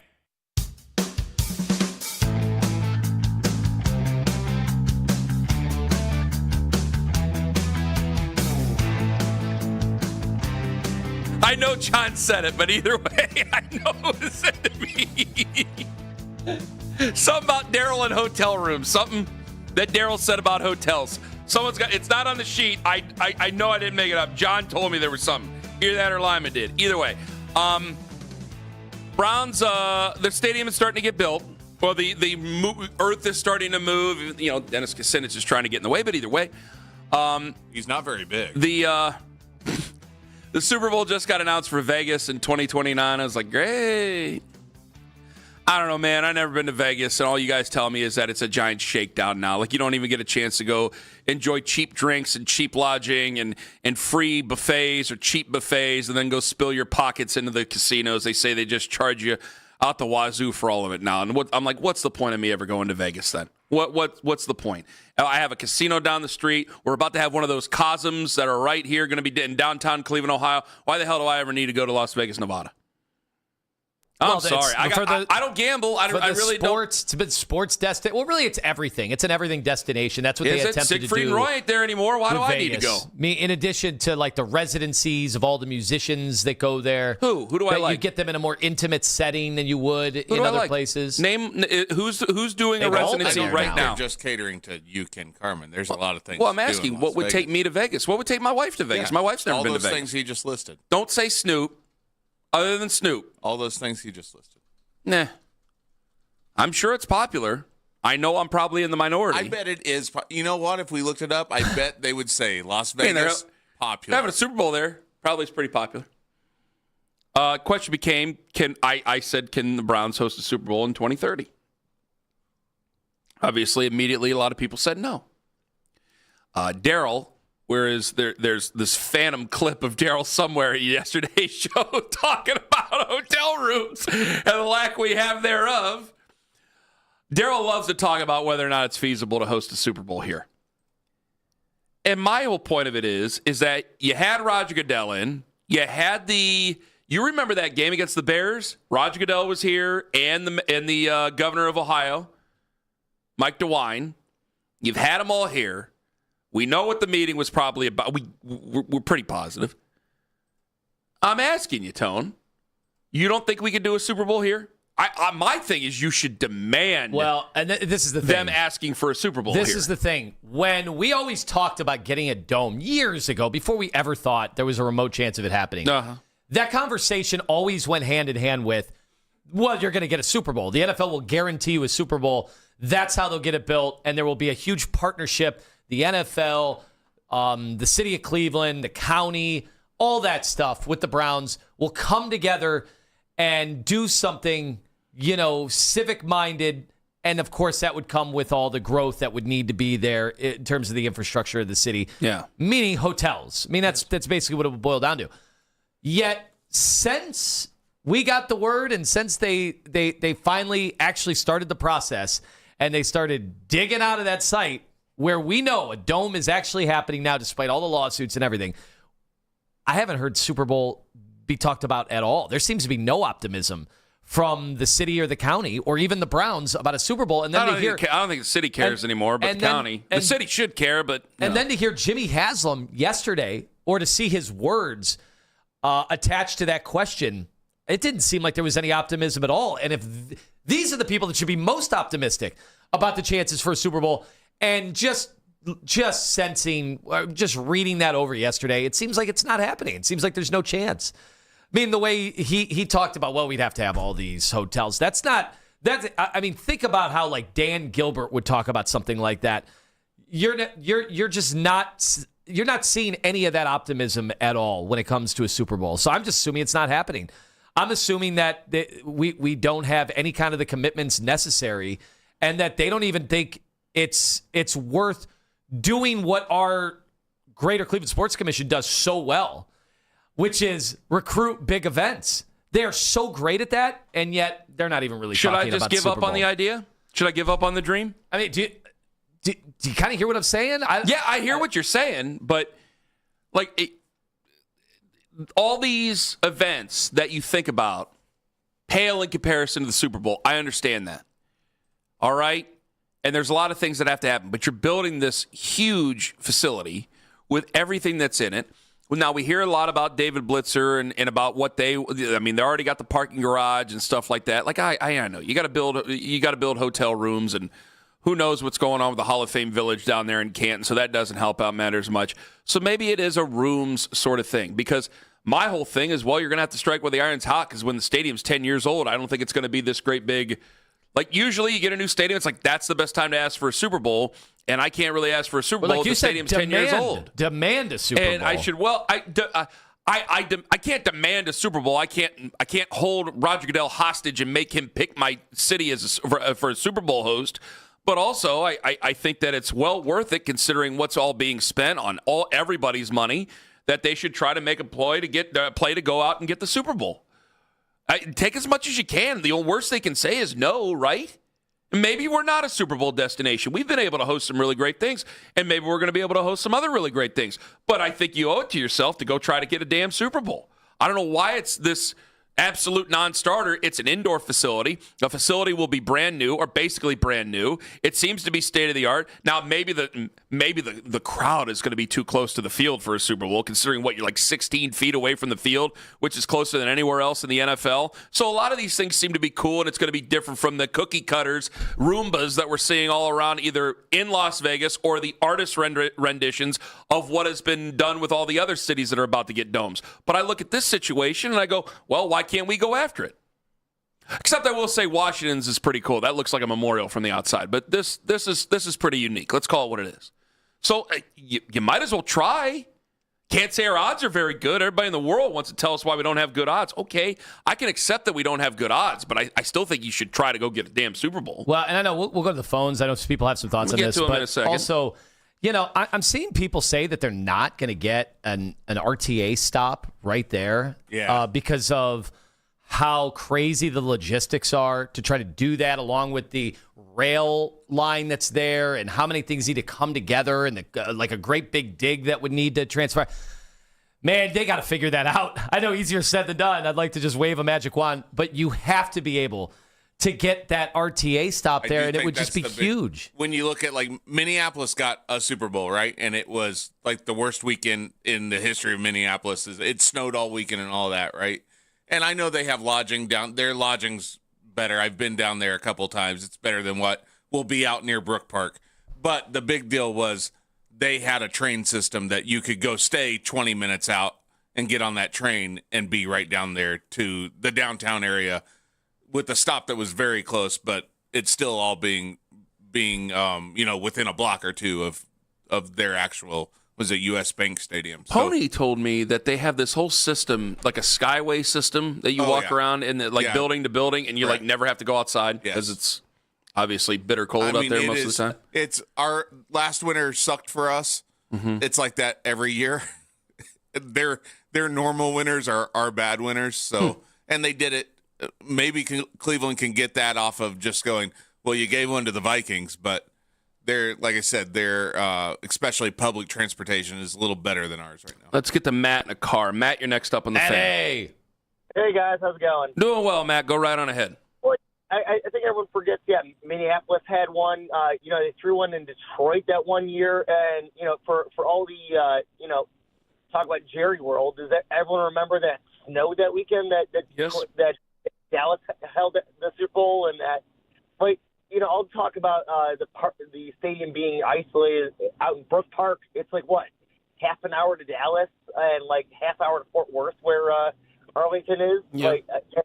They make that work. So I don't understand what the issue is. The only thing I could see is you see all the nonsense Super Bowl week. I don't know what's going on with the IX Center. I don't know if they're planning on building some kind of convention center out there, because how they have all the media, what they call it now, opening night or whatever. Mm-hmm.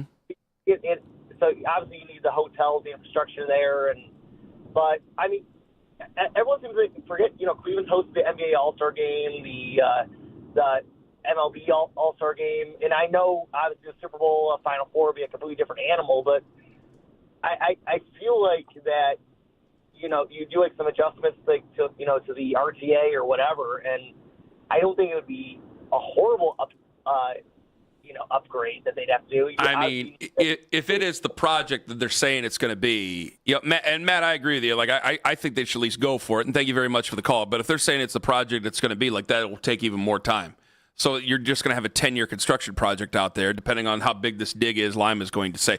But I still think you owe it to your – because that to me is going to be a problem no matter what. I mean, if you want to host a Final Four, then the dig for that is going to be a problem for that. If you want to host anything else, you're going to have a lot of people there. That's still going to be an issue. It's not just football games and concerts, for crying out loud. So that's still going to be an issue. If we can't get a Super Bowl, can we at least get a golf course where Brook Lakefront is? I told you. I think a lot of people are sleeping on how big of a deal like a Whistling Straits that they have in Wisconsin. Can you sell me on that during the pod? I will do my best. Okay. I got some intel from some people. That could be big business. You can't. All these people are like City Hall insiders talking to you? People have been like, what, a golf course there? I'm like, yeah. That, believe it or not, it works in Wisconsin. Why wouldn't it work here? Whistling Tones. Right there, Burke Lakefront. Outstanding. Coming up in 5 minutes. You wanted him. You got him, and he's going to make the best decision for his football team, whether you like it or not. And it seems like a lot of you don't just like it. You absolutely hate it. That's in 5 on The Fan.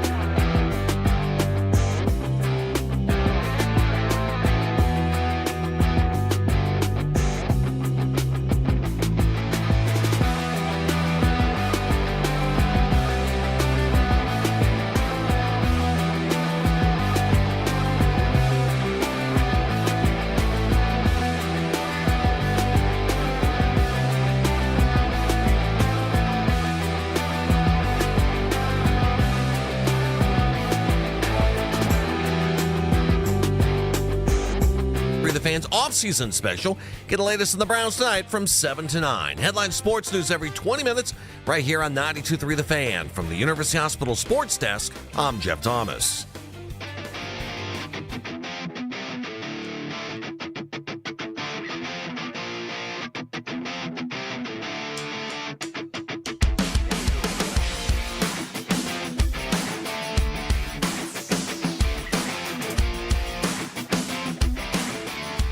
Back in the Fan.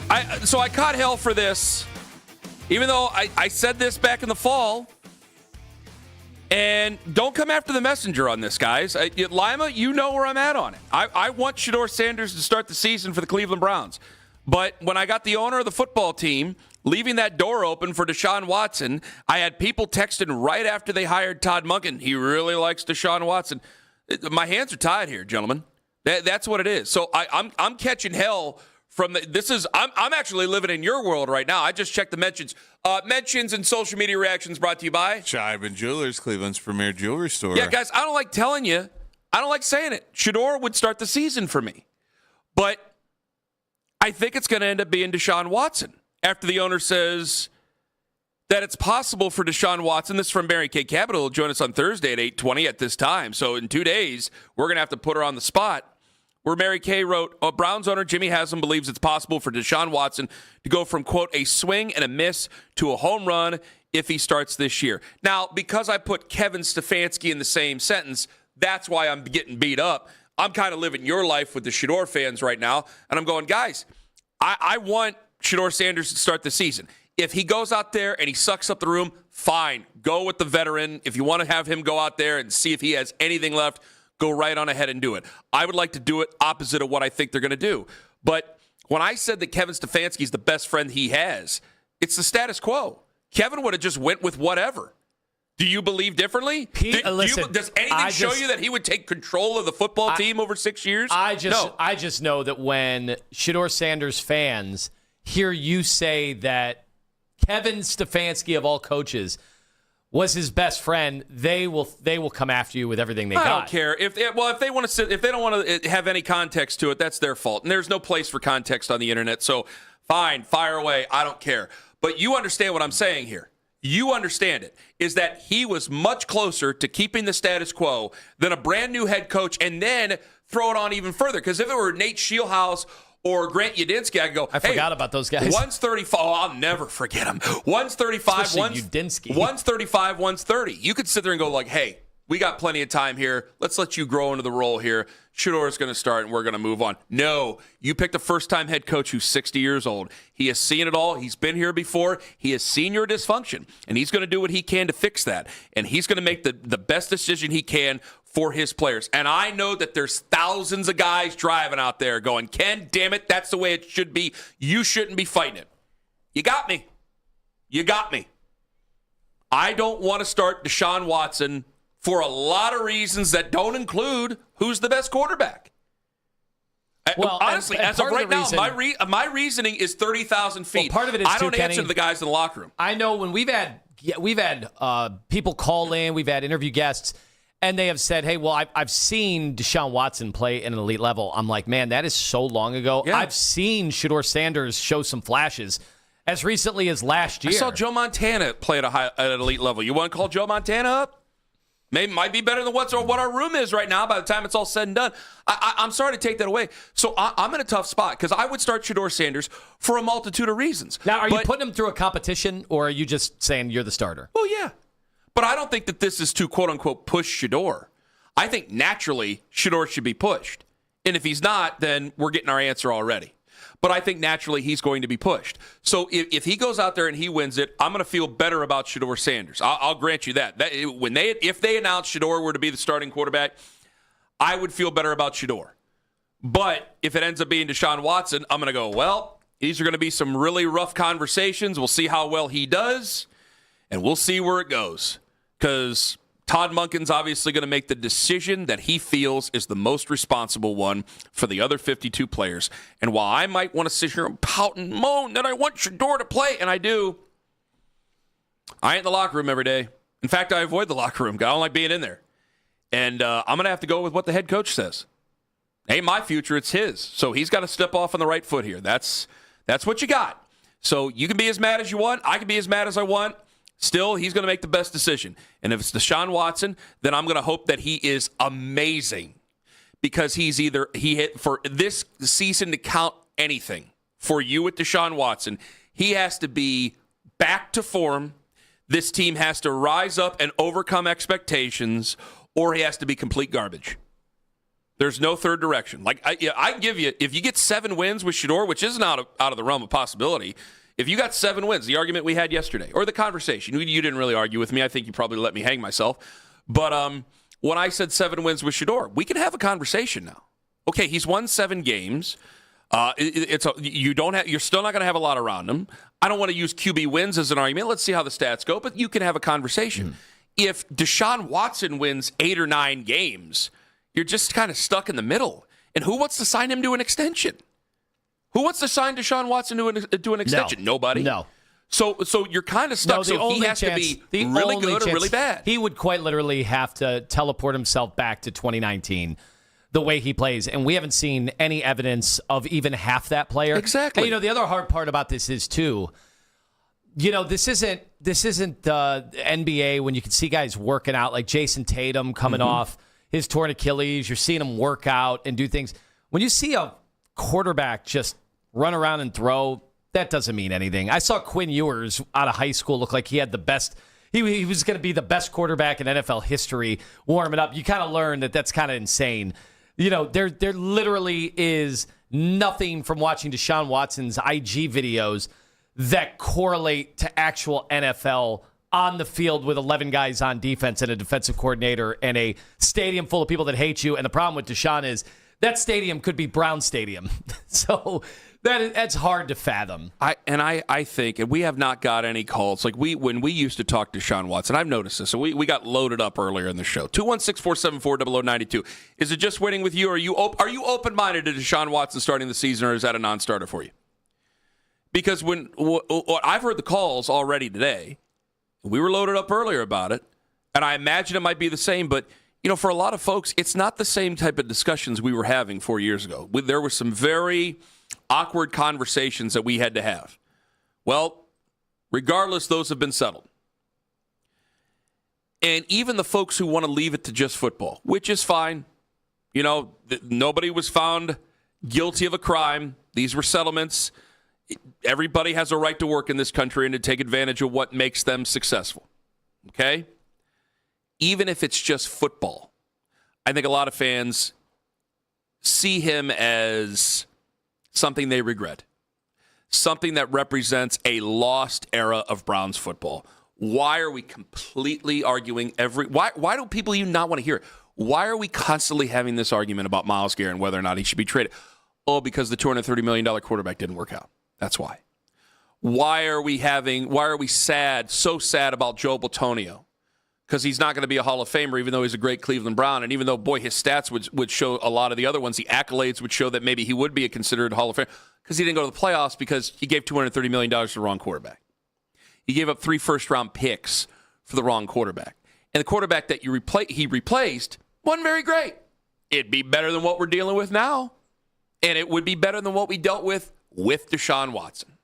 And so what he represents is a lot of hurt feelings and sadness for a lot of Browns fans. With Shedeur, I can at least give you the argument of either he's the future or somebody playing college is the future.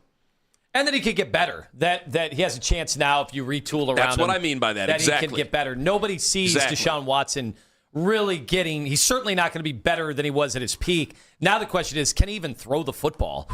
Like, he couldn't even do that the last time we saw him. Sorry, if you're watching on YouTube Live, I am freezing, so I got my hoodie up over me. 216-474-0092. Do you just, because you're saying you would start the season with Shedeur? Yeah, I did say I'd like to see him earn it. I don't think he was nearly good enough last year to just give him a starting quarterback job in the NFL. Okay. I do think some of that has to be earned.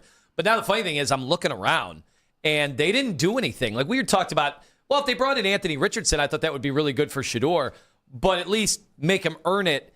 When it's Dylan Gabriel and Deshaun Watson, I don't know. It's like, do I even want to see a real competition? And then how would that look? Are we going to get in arguments every day about Deshaun Watson versus Shedeur? in a competition, knowing that almost all of us, I can't speak for everybody. I know people are calling it out that not everybody is in the same boat, but most, if we ran a poll, who would you want to win that quarterback competition? Shedeur would be in the 90s. It would just have to be. And that's people that didn't think he was good last year. It would either be Shedeur. Shedeur. Still say Shedeur. It would either be Shedeur wins it going away, or you'd have a lot of people saying, I just want somebody else other than any of these guys. That's what you would get. You would not get Deshaun Watson. Right. You would not get him. He would never come up. So I would have to say this, and I don't want to narrowcast everybody because we're talking to a lot of Browns fans, not just Shedeur fans. At that point, I say, well, who the hell do we blame?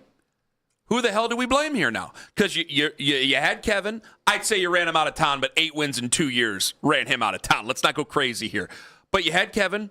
You used him. You said that he sabotaged him. Was a good coach. Okay? Wasn't a good coach. Wasn't a good head coach for the Browns. Maybe he sabotaged him. I don't think so, but maybe because of the ineptitude or not being able to conduct the football team organizationally the way you want, not being able to grab them, maybe that was sabotage. Fair? And also, by the way you ran camp, not very good. All right? Sabotage is a strong word. Maybe you just didn't use any common sense. So he's gone. You bring in Todd Monken. Now you're going to put him as a backup again? Why do we trust Todd Monken so much? We're playing a guy that the fans don't even want to see. Why do we trust him so much? So now it's the Browns that put the boots to Shedeur. Is that it? Like, I want Shedeur to start the season because to me, the only place Deshaun Watson can go is negative places. And at least one guy, I can make an argument for the positivity. Or, again, I can just move on to Jaden Mayava. I can just move on to any of those other guys that are playing college football now. And I know that we said that 2026 was going to be great. Maybe 2027 is going to suck too. I don't know. But I can move on to these other guys. Because when it comes to Deshaun, you win 9 games. You're on the cusp of the playoffs. Great. Say you don't make it. Now what do I do with the guy? Because before it was, Daryl is counting down the days to the post-June 1st designation to cut him. He said it 1,000,000 times yesterday. Now what do I do with the guy? Because maybe I'm stuck if I win 9 games. Do I continue this? Do I really trust him to go further? Does he even want to be here? And even if you're talking to like, how could you figure out a trade of some sort down the road? It'd be a free agent, but it's like, who would even want him? I know we talk ourselves into craziness when it comes to quarterbacks and the desperation around the league, but how many teams are willing to bring Deshaun Watson and the baggage in? 216-474-0092. We get to the phones real quick. Jeff in Olmsted Falls. Hello.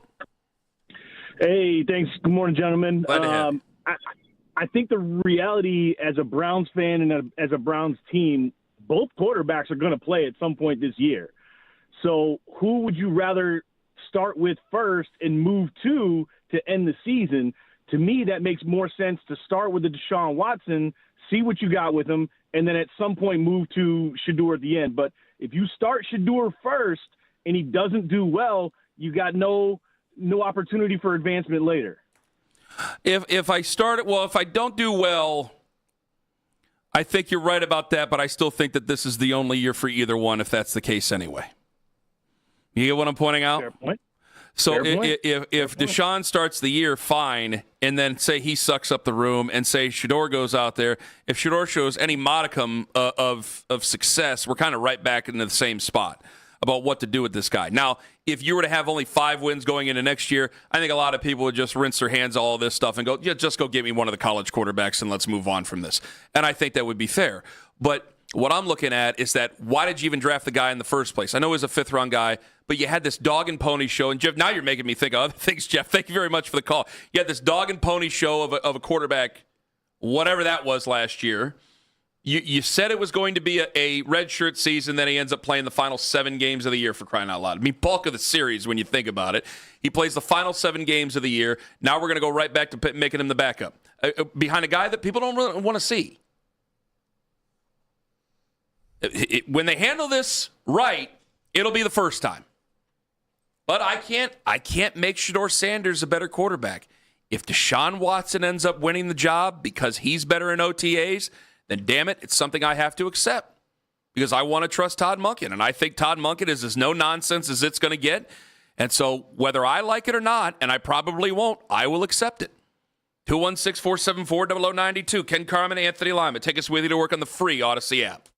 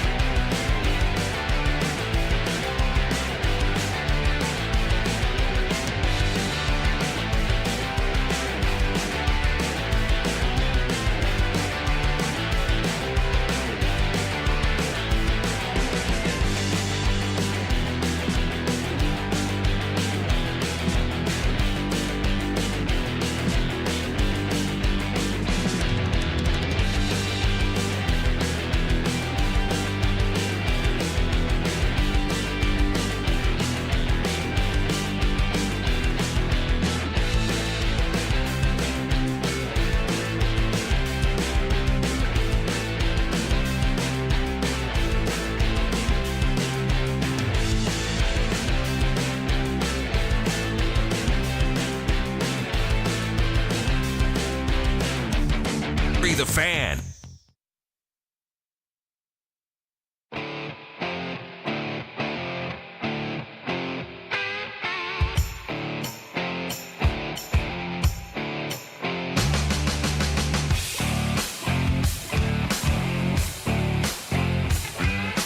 It's already time to extend Chase the Lauder. We're having Justin Latta on tomorrow from Locked On Guardians. Real conversation that was asked. Because they were like, well, you could get ahead of it. Because who was it? Bobby Witt you mentioned during one of the breaks, Owen? Yes. Yeah, Bobby Witt Jr. They paid him like $1 billion early, and people were going, what? And it's like, well, that actually might pan out for them for a year. Yeah. Well, this would be an all-timer. It would be an all-timer. I mean, but now the question is, after he went 0 for 4 last night, does that impact it? A couple dollars off the top. I think you're one short. I think he might have been 0 for 5. Was he over 5? Did we speak too soon on Chase the Lauder? You can't go 0 for 5 if you don't go 0 for 4. That's right. That's the pathway to get there. Oh, no, he was 0 for 4. I gave him too much. I gave too much. I'm that sorry. Batting average already. I apologize. Stephen Kwan was 3 for 5. I saw the 5 in a different spot. Much needed.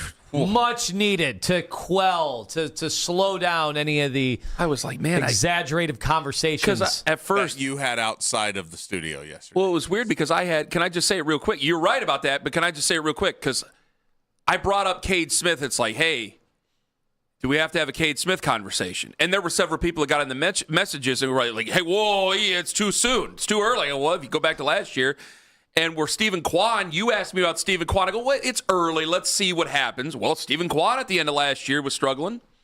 And we were talking about him getting $30 million at one point. Well, you do wonder. I don't know who would you pay to talk about getting him $30 million. Don't say we like it was everyone. It was you two. You two were doing it. The closer conversation. Zach Meisel entertained the conversation, thank you very much, and said somebody would pay him. Yeah. The closer conversation is always an interesting one because, Kenny, you were dying to talk about how many does it take? How many saves does it take? How many saves do you have to have a real cool entrance? But then part of that conversation like was Edwin Diaz or like Mason Miller, who had just the other night, which was amazing.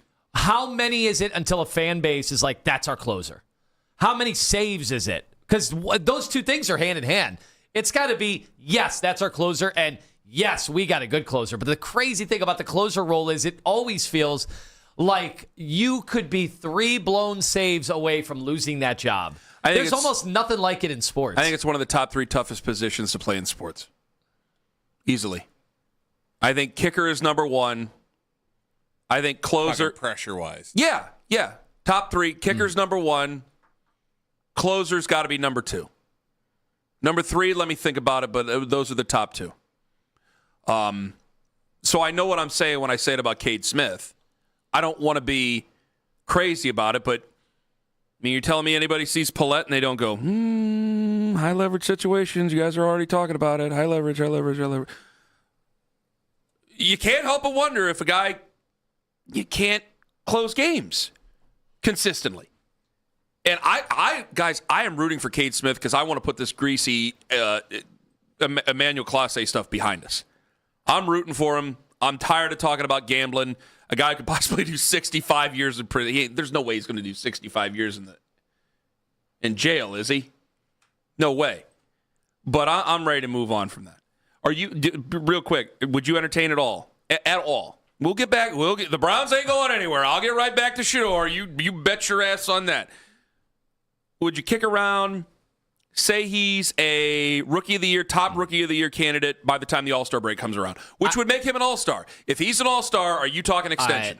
It's obviously way too early, but let's have some fun with this. But you know what? We're having some fun. They won last night. He's been that awesome, to start the season, and you've been waiting for him forever. You've been waiting for him to be healthy and to be able to go out there. Nobody ever questioned the talent, even if you didn't love his swing or anything like that. You still never question the talent.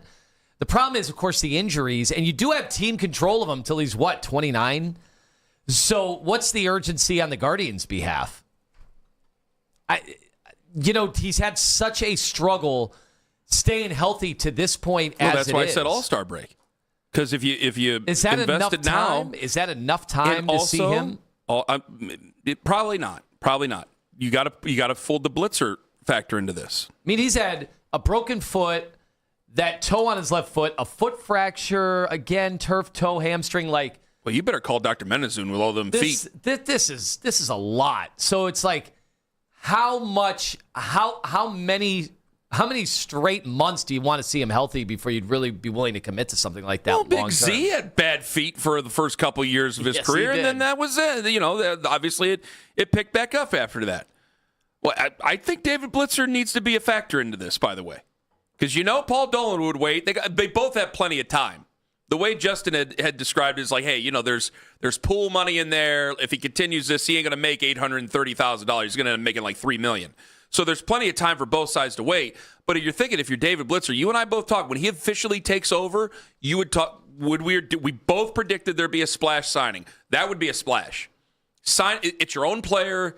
It's your own guy that fans are excited about.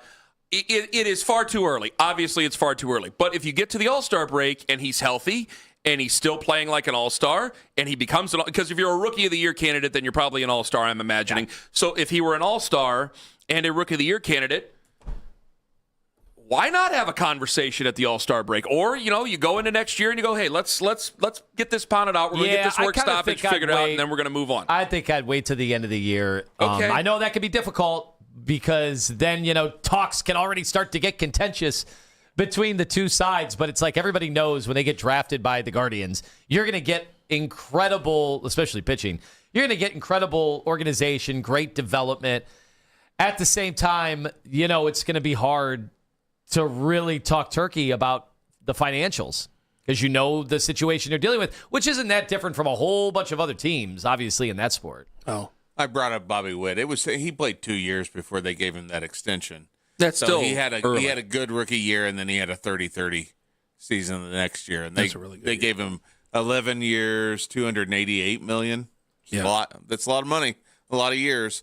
But he's young, right? And you're willing to take that risk on a guy after 2 years, kind of proving that. I feel like the Guardians are in the situation where they at least have to put it out there. They did it with Lindor, right? They put that out, and we found that out on a spring training game from the GM's son. But well, that did become kind of a stare down situation with those two. And then Lima had brought up where he had heard that Lindor wasn't going to sign here, even if they matched $300 million from anybody. But we've loved DeLauder in Cleveland since, at least last season. Like that early last year, it was like, get him up here, let's go, right?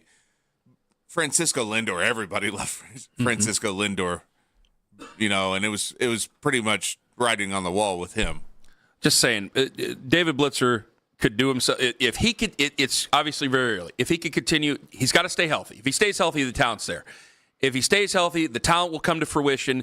And if you're David Blitzer, you talk about hitting the ground running. I know right now it's in line for the end of 2027, but if you signed him, homegrown, fans already love him. I think they're going to be very excited to see him on Friday. If at the end of all this, there's a lot of ifs, ands, and things that have to play out here, but boy, that'd be a home run already if you were taking over as the owner of the Cleveland Guardians. 216-474-0092. That's just where I stand on that. All right. Who do you want to start?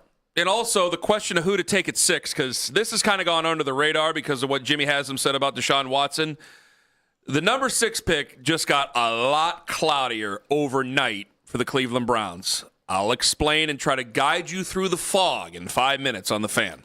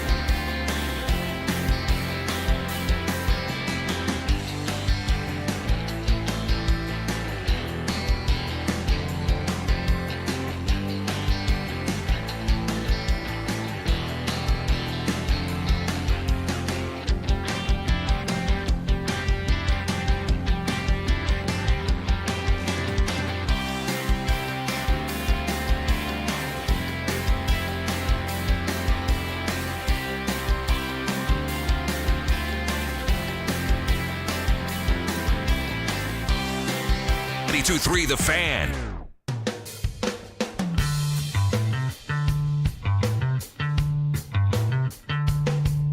I've got the Bowl O teams, Ken Carman, and what that means for our listeners right now is that 92.3 The Fan is looking for a winner. Be caller number 5 at 216-474-0092, and you get to be named GM of one of the 32 NFL picks at our 2026 mock draft April 16th game located on Lorraine Road in North Olmsted. Plus, you'll get more exclusive Bud Light swag and a buffet dinner at the event. Boy, that'll be an incredible experience. Anybody has been to any of our past iterations. Buffet's a good buffet, man. They will tell you this is a great event. Must be 21 or older. Gotta be I've got older. the Bolo teams right now. Yesterday, we had the Vikings. What other teams? Do we know who was taken? I don't know. No. I could probably look, but I'm not going to. I have no idea. Good luck. Are they going to? Well, and then we get into the holding 9 a.m., pattern. noon, 5 p.m. 9 a.m., noon, and 5 p.m. is when they get in. Which color is it? Color 4? 5. 5. Color 5. Color 5. Color 5. John's color 5. trying them out right now. John's getting them going now. We're Is he getting going to ready to do it the way he did yesterday? Or? No, he's actually doing it right today. Okay. Because that was a little bit odd. So Right. when we get the 5th guy in, we will get Here the it 5th comes. guy in. Or girl. Could be either or. As long as they're 21 or older. As long as you're 21 and older. So I should say man or woman, tax-paying American citizen. Or you know what? Who knows? I don't know. I don't want to go speaking. So we'll see. All right, let's see who the person who gets the lucky team is. Do we have? All right, is it Jason and Menor here? Yeah, it's. Is that who it is? Okay. Yes. Hello, Jason. How are you? How's it going? Good. How are you? Did John ask you your age? He has to. Okay. Okay. By 42. law. 40. It just was odd to me. All right, here we go. Jason, are you ready for your team? I am. Who do you want? I don't care. He doesn't matter. care. He's just happy to be going. He just is that confident he can do the job. There That you he go. doesn't care what team or what his situation is. Well, I can tell you, the job that you will be undertaking, it's in my hand. I picked it out. It is the number 1 overall pick in the 2026 draft. You've got the Raiders. Well, congratulations, Jason. So I should ask you, Jason, while we have you on the phone, what did you think of Fernando Mendoza this year as an NFL prospect? Ooh. He was really good. He's gonna go number 1. Maybe. Why does there seem to be so much hesitation with a lot of the fans? Especially the Shador fans, they are not enamored with Fernando Mendoza. No. They do not think his season was impressive, even though he won the Heisman. He's going to be the number 1 overall pick. He had that incredible whirling dervish of a play after he took that hit down by the goal line to muscle his way into the end zone. And yet, all I hear is not as good as Shador. Didn't he have not as good as stats as Shador? His stats were very pedestrian for a Heisman winner. Interesting. I like Shador more. I'm happy. All right, Jason and Menor, congratulations. You're going to Game On. You get to go to the fan mock draft. Congratulations to you. Thanks. Now You I have a gotta, good one. now I got to put you back on hold, not hit we drop. need your info. Jason is back on hold. We will get his info, and now away we go with the rest He of won the show. the national championship with Indiana football. Indiana football is not the same Indiana football you've been talking about here, okay? This is a different Indiana football. Indiana football won the national championship last year. It's not your father's I don't Hoosiers. care who was on the team. Indiana football won the championship. You know, if they change the rules back, I don't know what it does to that championship. Ooh. I'm just Now putting out, that's- if they have a lot of oversight. That's a topic on the podcast. I wonder how people see it. I wonder how historically they see it. Because if it becomes a problem for Indiana, then all of a sudden you see, like, okay, are they just a comet across the sky? Is this like the 84 BYU Cougars? Is that how this I'll one say works? Of course, one team had to go to a I'll playoff say and actually win in the playoff. LeBron Lakers bubble title. Okay. Doesn't Well, really let's hold not up. go that far. All right. So yesterday, this is going to get pretty cloudy for everybody. Almost said Munkin. Todd McShay on his podcast on The Ringer, vaunted NFL draft guru, is going to get things a little bit ugly for you because he says that Browns are looking at Caden Proctor at number 6 overall. Hit it! I think that he's more bottom half first round. You're even lower than him than I am. Talk people through what you see as our offensive line guru, what you see in Proctor's tape, that when I say he could go 6 overall, you have like a visceral effect. I think that the tape's just not good enough. Oh, that's very much the worst thing that could be said about somebody. Oh, boy. All coming right. out. Well, Steve Mensch, take us further into that and why he's not good enough. I don't know if I want to go through all of the plays that I wrote down when I was watching his tape of how many times he gets beat to the inside. He's vulnerable as a pass blocker. And I know he started all these games in the SEC and he won all these awards and people think he's this super talented kid, and I get all of that. But when I'm watching pass protection, I mean, that's really the crux of this for me. Todd McShay doesn't like this. Maybe Todd Monken won't either. But Todd McShay doesn't like this pick. But he's hearing it, and he's exasperated by it. We get 24 days left to the draft. Every minute we spend on this show is valuable right now. I'm not starting a show with Caden Proctor unless I'm getting information from somewhere that there's something there. Oh, boy. Well, we had Ryan Wilson on. Ryan Wilson has the Browns in his latest mock draft 3.0. Ryan Wilson, CBS Sports.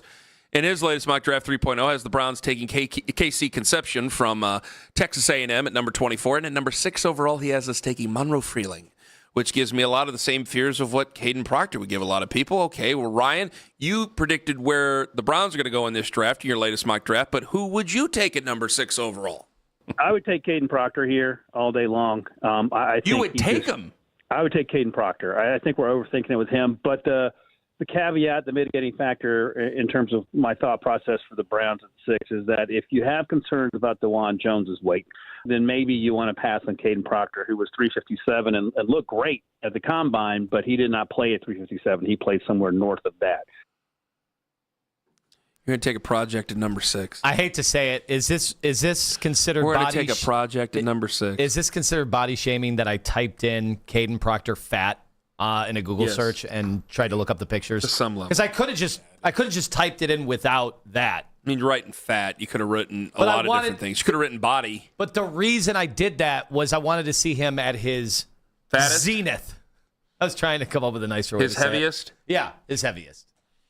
I'm surprised you haven't Googled the other thing that you told us to be on the lookout for when Mekhi Becton got drafted. What was that? God, what was that, Owen? I remember this. Wait a minute. What was that? You going to tell him or am I going to tell him? Well, you just told people to look at the parents, look at the father. God, stop. Now, this was a long time ago. This is 2020. Guys, I recall. We have made so many marriage comparisons. Do people not say when you're looking for a spouse to look at the mother-in-law, future mother-in-law? It is what coaches do. Like when they're recruiting, they kind of do that. There's a lot of profiling going on. I will say the apple doesn't always fall very far from the tree. I know people used to say this is terrible that we're doing this, but it's also reality. Like it really is reality. And his weight, look, in all seriousness, like the weight thing is a tough one because I tried to get Ryan Wilson to say the number that people thought he was playing at because I've read those numbers. And I didn't want to blurt it out because some of it's just speculation. And some were saying 4 spins. Just call it what it is. Yes. Some were saying 400. Yes. And look, he brought up DeJuan Jones. And now we've seen DeJuan Jones work really hard to get his body into NFL playing shape and a playing shape where he could stay healthy. And unfortunately, he couldn't stay healthy. And it's been all 3 years in the NFL. DeJuan Jones has not been able to stay healthy, which doesn't exactly lend itself to the Browns taking another chance. And this time, I can't. A first-round pick, not even a first-round pick, a number 6 overall. I can't take him in number 6. So I'm out. I am out. I think I'm with you. I am out. Let me ask you guys this. I'm not hearing an argument to take Caden Proctor or Monroe Freeling, for that matter, at number 6 overall, because you really have to play a guy. And I will say this as a fat guy myself. All right, you notice a lot of guys. They are off. It wasn't this way. Guys would retire and they would blow up like manatees. Now guys retire and you see their body transforms because these guys are athletes. You know, before the body style of an offensive lineman has changed. Now you're gonna have to stop me here. I could get into the weeds. The body style of an offensive lineman has changed. A lot of these guys, you know, they're naturally thinner, so it's easier to bulk them up because they know they're gonna lose the weight. It's hard to lose weight. Trust me, I know. I've tried several times over my life. It is really hard to lose weight. Eating's fun, man. Being a great big fat bastard is a blast. When you throw caution to the wind while the food's there and you can taste it, it's amazing. But man, when you got to lose it, it sucks. And when you're naturally predisposed to being heavy, that's what makes it even worse. Like Joe Bitonio is not supposed to be that big. That weight will come off. Joe Thomas, he was not supposed to be that big. That weight came right off. There's Nick Hardwick was like the first one of these guys. You don't know who that is. I do. Former Chargers center. That weight went right off. And it's easier for a strength and conditioning coach to put the weight on and keep putting the weight on. It's easier to get them to eat 8,000 calories in a day than it is to force them to back off from those calories when you need it for the energy, but also you're predisposed to being a heavy-set person. Boy, it has evolved over time, too, because I remember when, Wisconsin did it their way, right? They wanted all the guys at 320 plus. And they all, before everybody was big. And then Pete Carroll and USC came around and it felt like they were all tight ends. Yeah. It felt like they were all tight ends and they could move. Well, another guy I thought, the guy who would not get credit for this because his name is Mud now, is Jimbo Fisher. When he was offensive line coach at Florida State, it was very questionable, but it ended up working. He wanted guys who were quick. He did not want these big, bulky Big Ten guys. And it showed, I hate to take it away from you, but you know this. When you played Florida in the national championship game, one team was just faster. Yeah. One team was just faster, and it looked like we were stuck in mud on the offensive line. Call it what it is. Now, those are great athletes, but you had almost two different eras there. Exactly. So, and really that's true. And then where did it all go? Yes. It immediately all went towards Florida and that spread and what they were doing. And now we look at a place like Iowa that's a bygone era. Even though, Jennings Decker, we'll talk about him with Coach Lance tomorrow on The Fan. So, that makes me go, okay, then we'd be back at 24. I kind of wanted to be talking out of taking him at 24 because I'm like, well, he can't start. I'm going, you're going to take a guy at number 6. So this team's won 8 games the last 2 years.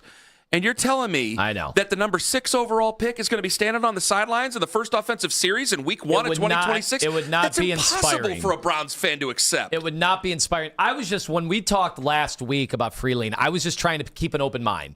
I am too. I was like, hey, this draft is so different from your typical drafts that I was like, could you afford to take a risk on a prospect? But, you are kind of talking some sense into me that this team can't afford. I'd much rather take, if we're doing would you take T. Higgins at number 6 overall? Yeah, I guess I would. If I'm forced to. In this draft, you probably would. If I can't trade down, I'll just take T. Higgins at number 6 overall because T. Higgins, I thought, could be a number 1 with a lot of other teams that didn't have Jamar Chase on the other side of the field. So he could be a number 1. And Carnell Tate, who's compared to T. Higgins, could be a number 1. This is just one of those drafts. I got to consider this. I think hearing all of this makes me think they're going to trade down. Makes me think that that's what they want to do. But guys, it takes 2 to tango. You got 2 people that have to help you trade. You have to have another person to help you trade down. So if it's there at number 6 and Carnell Tate's there at 6, you know what? Fine. I'll take T. Higgins number 6 overall because you know what? I'm going to line him up at wide receiver to start week 1. I'm going to line him up there. And he's going to play, and it's going to open things up for Deshaun Watson or Shedeur Sanders or whoever plays quarterback. It'll open things up. It's the way we're going to go. Because I can't deal with that big of a risk at number 6. I thought we were talking about Caden Proctor at number 24, guys. When I was giving you, he's 6'7", 350. If he could keep the weight away, I think he's built like a brick house. I think he could be a great football player for you. He is a little unsure. What Steve Mensch says, I didn't even think about with the pass pro, the heel clicking stuff, which goes further into that part of the podcast as well. Those are things that are concerning for a lot of people because it takes away your balance. And so when you're a bigger person, your balance is affected that much more. So you want to be worried about that. You're going to be worried about that. But man, I'm talking at 24, not 6 overall. Why am I not hearing this crazy things with other teams? Is it just that I'm not paying attention, or is it just we put the Browns in that spot? 216-474-0092. I'm not wrong, right? You have to start week 1 if you're taking number 6 overall, right? You probably do. Okay, there's nobody who disagrees with me on that. I tried to play devil's advocate last week. I think I tried and failed. Fair warning. You guys sound a lot like me when I said, bring on the Yankees. Ken Carman, Anthony Lima. That in 5 minutes on The Fan.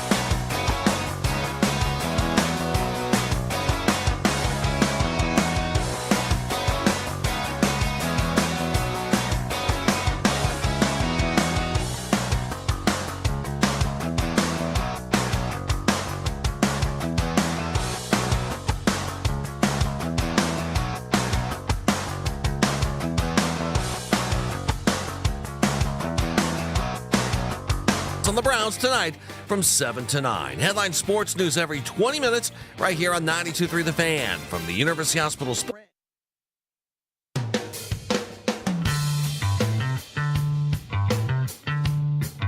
Welcome back to the Sports Talk Radio Show. Good morning. It's what we do. We talk sports.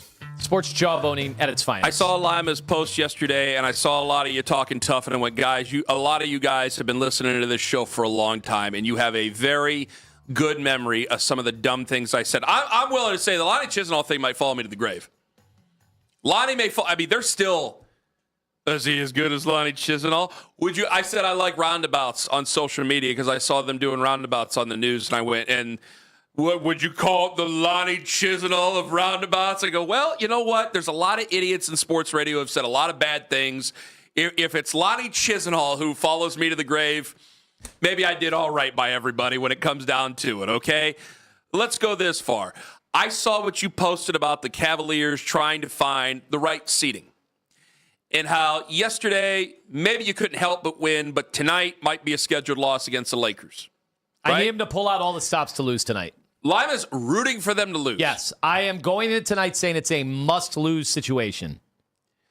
Now, that's hard for a lot of folks to accept. Why? Because you shouldn't be picking and choosing they believe you shouldn't be picking and choosing who your opponent should be. You guys have listened to this show for a long time. They're all mad at Tone, guys. I got to tell you, you're sounding a lot like me in 2017 when I said bring on the Yankees. Speaking of really dumb things that I have said about professional sports in this city, when I'm yelling that if you want to be the best, you got to beat the best, and I go, bring on the Yankees instead of who could we have played? The Twins. I think at one point it was the Toledo Mud Hens, and I'm going, bring on the Yankees. And they were up 2-0 in that series, and I'm just, yeah, I'm going to look like the greatest ever. And they ended up losing in that series. And the next day was one of the worst I've ever had on the fan. The next day was the most, I've never been harassed. What year was that? The way I was the next day. That was 2017. Oh, that was the Edwin Encarnacion got injured. We got injured, and things changed. I will never forget, there was a weather person here. This guy is gone, and I remember, I don't know if you remember, Owen was here. If the mics were on, I'd been fired easily before the show. Because this person was up there, and I was already getting harassed all night. Guys, I was on 30 minutes of sleep when that happened. And I was doing Bring On the Yankees, and boy, did I really eat it for that. And I just went, you know what? You're gonna have to take it. You said what you said, and you're gonna have to let people in to rip you, and you're gonna have to take it. And I came in, and I remember there was the news playing, and this weather person who's not here, and I'm not gonna name, first off, let's congratulate the Indians. And I went nuts because the guy wasn't from here. The guy wasn't planning on staying here. It was the most disingenuous sports babble I've ever heard in my entire life. And I could say a lot of silly things, but at least I care about him. And I couldn't believe this farce, this moron was up there trying to pull the wool over people's eyes on a day that I knew I was going to get my ass handed to me by the fine fans of the Cleveland Guardians or Indians at the time. I knew it was going to happen. I knew it. And guys, I know that you won't have, if you say it, you won't have thousands of people lining up to call you a moron. I'm saving you from yourselves. Let Lima's thought percolate in your head. Why take the hard road if you don't have to? I've learned from my mistakes. Don't do this to yourself. Here's the other thing. Like, look, I've heard the complaints. Like, I thought you were confident about the Cavs. Yeah, I still am not picking the Cavs to win the East now that Boston has Tatum. So I need them and I want them to have an easier road. We're probably not as good as, especially because we haven't been healthy all year. They got Tatum back and he was shaky for a while. He's looked good the last few games. They didn't have Jaylen Brown or Derek White in their last game, and he looked good. Like Tatum looked like old vintage Tatum. So yeah, I would pick the Celtics to beat us in a series. So I'd rather avoid them as long as humanly possible. And look what happened last year. They lost to the Knicks. And that was, I know Tatum went down, but it was about to be 3-1. There was like a minute and a half left in that game. Yeah. They were about to be down 3-1. So you never know when the other side of the bracket might work out in your favor as well. So I think this makes sense. Also, the seeds are jacked up because of this situation with the injuries, with the Cavs' litany of injuries and 35-plus starting lineups and Tatum's injury with the Celtics. I think if these teams would have been healthy all year, they'd be 1-2 in the Eastern Conference. They would be. So, given that, why would I want to play the team that probably would be the 1 seed? Why would I want to play them any earlier than I have to? What sense does that make? I don't know. I've come around to it. I used to be real braggadocious, stick my chest out guy. I learned a hard lesson. You're telling me I agree with you. Now, it didn't work out because the Bills, even with the entire all the other big quarterbacks wiped out. Yep. Like the Bills got what they wanted and still didn't make it to the Super Bowl. But you're telling me that teams wouldn't actively love to avoid Patrick Mahomes at all costs every year? Like, so, hey, let's let them that's get half the taken reason. out. That's most of the reason why Bills fans were so downtrodden and sad, because there was no Mahomes. There was no big, bad Mahomes there. So there's two teams that I know right off the tippy top. Like, there's a lot of people who are down about it. You asked me this question maybe yesterday or the day before on the phone.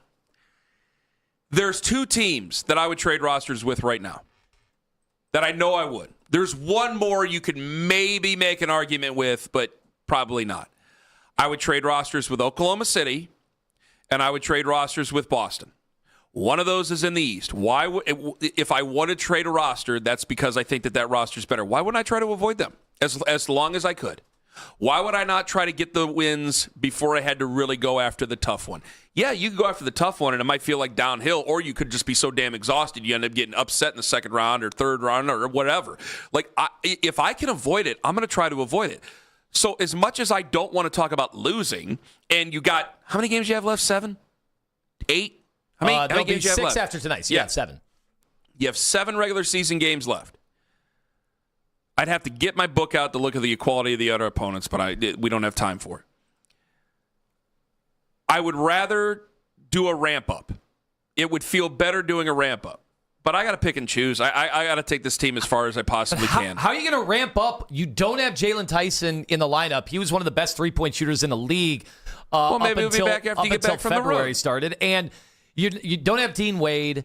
You're not playing Jared Allen in back-to-backs. Sunday, maybe he'll. You're not playing Max Strus in back-to-backs. How are you going to ramp up? Like, honestly, they have been kind of screwed because of the injuries. I mean, say what you want. Like, you say, well, that's just an excuse. I don't know what else to say it. Like, you're telling me teams want to use 35 different starting lineups? Like, no, every team would like to avoid that. Well, I think that I want to ask the people that question then. 216-474-0092. Am I just making excuses then for the Cleveland Cavaliers? You know what? Is Lima just making excuses then for the Cleveland Cavaliers? Because I don't think that's an excuse. I think that's valid. And as a person who's lived it and dealt with the consequences of being a person who has shouted from the rooftops, bring on so-and-so, I got to tell you, man, when you yell to bring on so-and-so and they beat you, it sucks. It's really, really, really tough. Like, if we were playing Boston, I will do what is necessary as a fan, and I will talk about beating Boston and wanting to beat Boston. But you guys know where I stand on this, and you guys know where you will stand on this. I have faith that they could make it a really competitive series, and if things go their way, maybe they can win. But there's a whole lot of hope in there that's not expectation. With the Pistons, I expect them to beat the Pistons. With anybody else in the Eastern Conference, I'm serious. Even the Knicks. Even the Knicks, I know that they've been a thorn on our side. I expect them to beat the Knicks. The Celtics are a different story. If I can avoid the Celtics while I can, I'm going to avoid the Celtics while I can. The perfect season would be getting to the Eastern Conference against the finals, Eastern Conference Finals against the Celtics. And once you get past the Eastern Conference Finals, if you do, then you would meet the Oklahoma City Thunder. Because I would know that I've done everything I could to position my basketball team in the very best place possible. And furthermore, while that team is playing well, maybe I feel differently about Evan Mobley. Because I do think that this year is becoming more and more a referendum on Evan Mobley and whether or not he will be here next year. I don't want it to go that way. That's how I feel. Maybe the tire got out of the cage there. Maybe you feel differently about it. Because you said to trade him for anything, he's going to have to play well. Right? Right. Yeah. So I'm just trying to get everybody to avoid something terrible. 216-474-0092. I totally agree with you. Sorry to pick something out of my mouth there. I totally agree with you. Let's go to the phones here.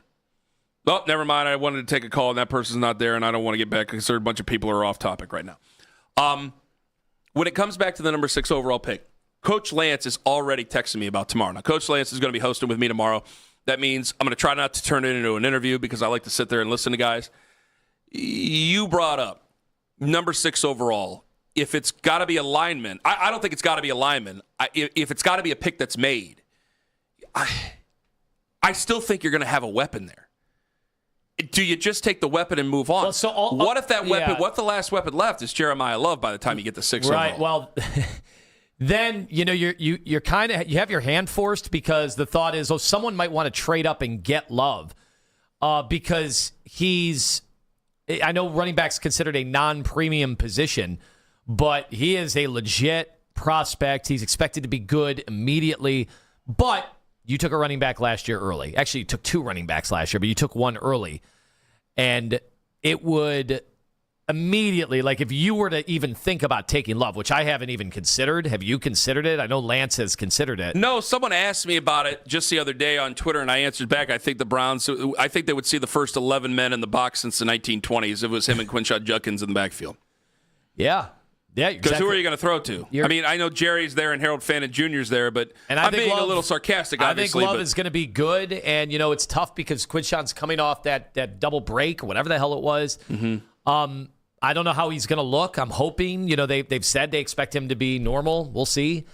But I do have to say, like, it's tough for me to fathom a world where if you were to take Love, doesn't it instantly make you feel worse about last year's draft that we had absolutely fallen in love with?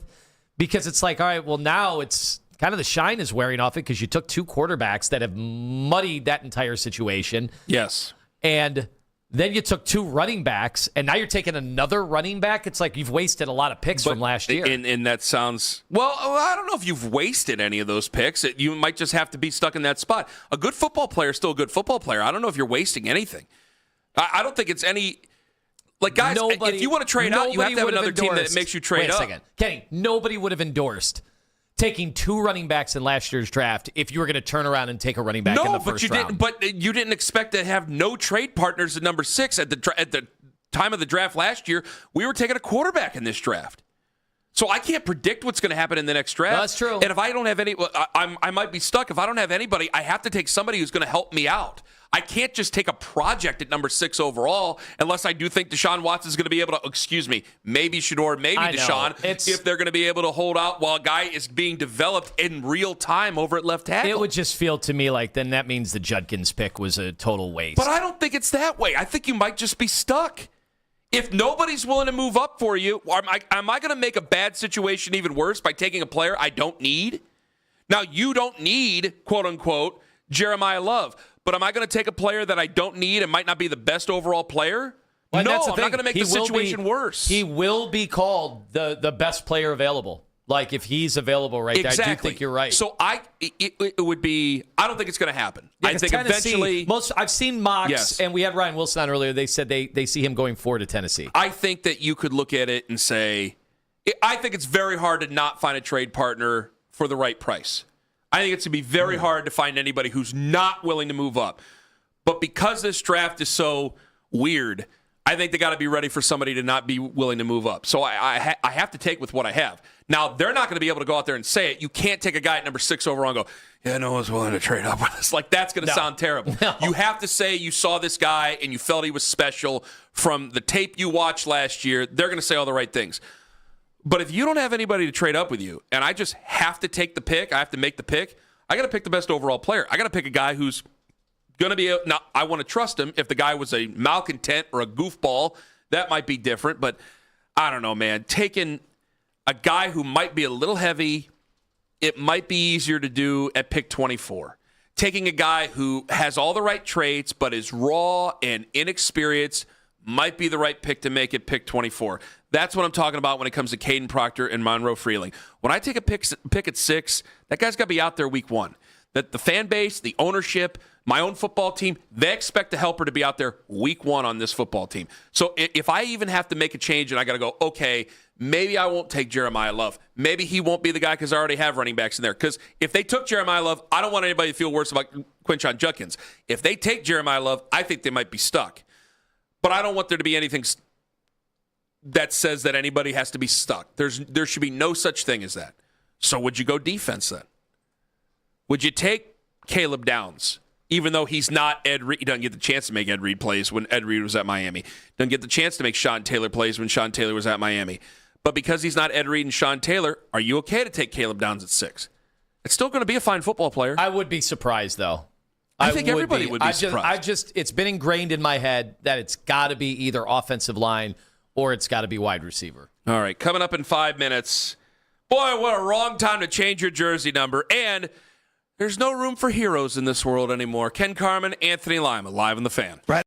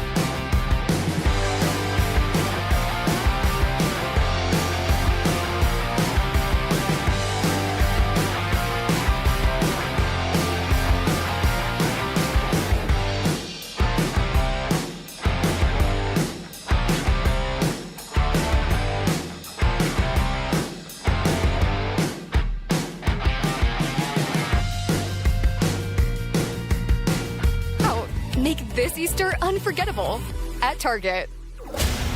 Talk sports deep into the Cleveland night. Overtime with Jake Volnick. Weeknights at 7. Sports Radio 92.3 The Fan.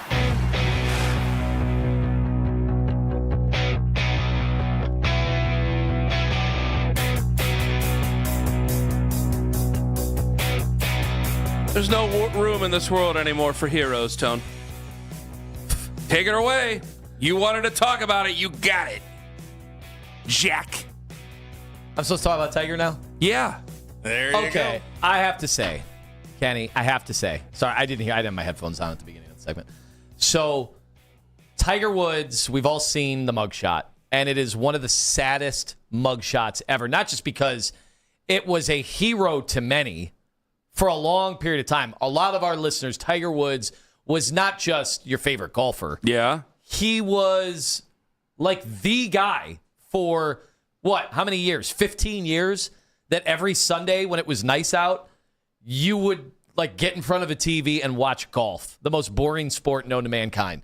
That's how cool Tiger Woods was. He looked cool. Golfers never looked cool before. Yeah. Remember Mark Calcavecchia? Never looked cool. Ben Crenshaw was like Jack Nicklaus. Go look at the old photos. It was never cool. Tiger Woods made golf Craig clothes Stadler was kind of cool. We did find it. And actually, who's the one with the cigar? The cigar. Oh, Miguel Angel Jimenez. Yes. But yeah, I didn't know any of those guys. Top three coolest golfers. Coolest looking golfers. Coolest looking. Yeah. Like Chichi Rodriguez does it count because he did the young guard. I think people would say John Daly looked cool. Yeah, John Daly looked cool. But for not the normal reasons. John Daly looked like I could be John Daly. Actually, there's a lot of golfers that kind of had a suave demeanor to themselves. People related to that. But Craig Stadler. Bernhard Langer does the whole thing after the tee. So what I'm saying is like after the drive. Basically, you're just into jousting. That's what he wants. He wants props and he wants jousting. Any extra. I enjoy it. So he looked, Tiger Woods, on a golf course as cool as any athlete. I mean, he looked like a football player. He looked like a football player, yeah. And we knew about the SEAL training behind the scenes, which ironically, maybe it led to his downfall, the damage he did to his body over the years. Same as Billy Mumphrey. Being a workout warrior. So you see that mugshot, and obviously, yes, he's balding. He could have used some Van Scoy like 20 years ago to prevent this. What does that have to do? But it does have to do with it. It does, because we used to see him in the hat, in the gear. It seemed like he made $1 billion off the gear in and of itself. If I could say, that one time he took his hat off and he looked like Marv in Home Alone, where he opens up the door and they set the head on fire. Like, that's the way he looked. I'll never forget. I was watching my buddies going, "Oh my God!" It was jarring. It was jarring. And just overall, like this is officially the end. Like, we knew it was the end. Nobody was counting on him to do any damage at Augusta. It was crazy to me that he was even going to try to play, because I thought it was going to be humiliating. I thought he'd probably have to like pull out after the first round, because they don't cut you, so you just hang around all weekend with a plus 50. Like, I was not looking forward to seeing that. I know, just because he had won, how many years ago was it now? The last time he won and came through, and it was awesome. It was awesome that he came from the depths of hell basically to win another major, and then that was it. He's never going to win again. He's doing the simulated golf tournaments and whatever. He's more entrepreneur than anything else, and people talk more about his dating than his golf game. And then this happens. Literally, speculation is he fell off the wagon again, and it's nothing to like make fun of, honestly. He's rolling over a car. He could have hurt a ton of people, and he looks incapable of living a normal life. Like, and he's a billionaire. He has every resource known to mankind, and he doesn't care. He's going to get in the car. He's going to have his bad days. He's dealing with back injuries. What do they always say about people with the back problems? You wouldn't wish that on your worst enemy. People are suicidal. I don't have any enemies, but if I had one, I wouldn't wish. You have a few enemies. Yeah. Who's my enemies? Top 3 enemies I have. Power rank them? Yeah, power rank them. Who are my enemies? Name them. I'll see one of them at the Cavs game coming up in the playoffs. I might be his enemy. He's not my enemy. So again, who are my top 3 enemies? You've got the entire city, Oklahoma City. Yeah. They don't like you at all. Okay, well, you group them in as one. Okay. Hugh Jackson. He would be number 1. Dave Lapham. I don't hate Oklahoma City. They hate me. I don't hate Oklahoma City. Rappaport. I feel bad. You know what? I actually do feel. No, Actually, technically, he hates Lima. No, I thought we fixed it. Did we mend the fence with Michael Rappaport? I mean, to get through that interview, yeah. Oh, hell, it was fine. He texted me right after and said, he called you something. I don't want to say it on air. What'd he say? I can't say it on air, Ken. I just said I can't say it on air. It was bad. It was really bad. Anyway, you can't like Johnny Dangerously it and make up a fake name. No, I'm kidding. Go ahead. All I'm saying is, like, we've seen the downfall of athletes before. Like Kobe. Kobe's downfall was really, really bad. But unlike Deshaun Watson, he somehow turned it around. He turned around the PR. You know, despite the terrible allegations in the settlement in Eagle, Colorado, he turned it around. Yeah. Tiger's not turning it around. No. Like people are as down on this as they possibly could be, and yeah, they want him to get help, but they also want him to be a normal guy they can root for again. But he's never going back to the golf course, so it's not happening. That's it. You know why? Like, we want our legends to be legends, and that's what makes it so sad. It's like we love our legends to be fallible.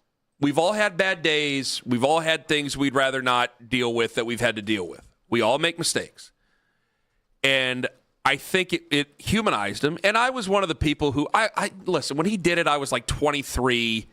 I didn't know any better. I was an idiot. I didn't see the forest for the trees. And I said a lot of things that I probably shouldn't have because I didn't see how the real world works. Not to condone anything of what he was doing, but it was definitely an overreaction.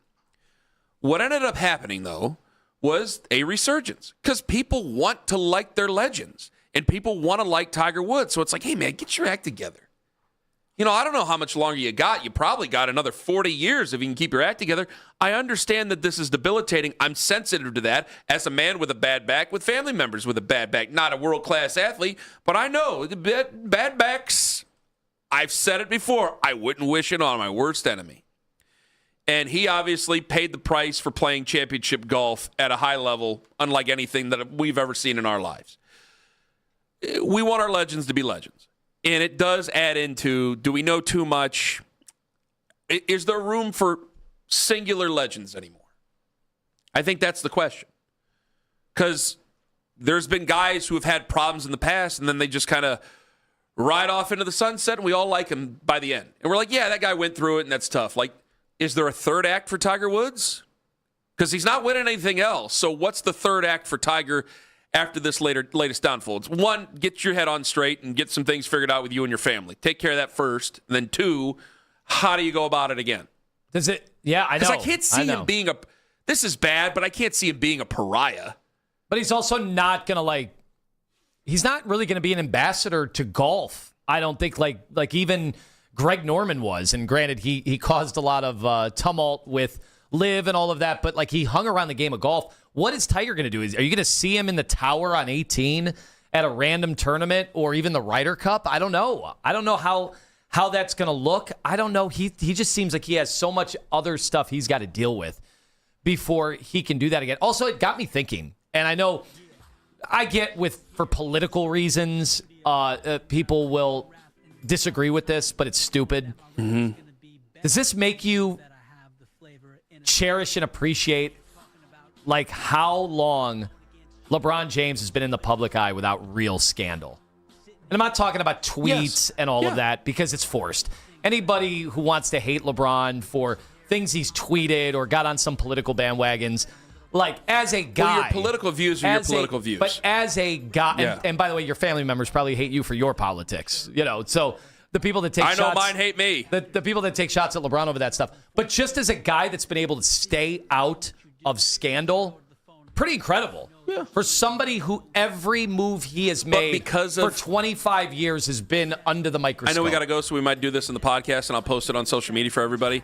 Because of all the missteps of everybody else, I stopped short of saying how relieved I am because you never know what's going to happen in a person's life. And we don't know LeBron. I don't know. I don't know what he is truly. But the fact that you would think there'd be scandals around every turn with how closely he's been looked at. Have a wonderful day, friends. Go Guardians. Go Cavs. Hey, sounds good. Where's your entourage now? Cool, I got on the last show. Oh, boy. This is an Odyssey Sports Minute.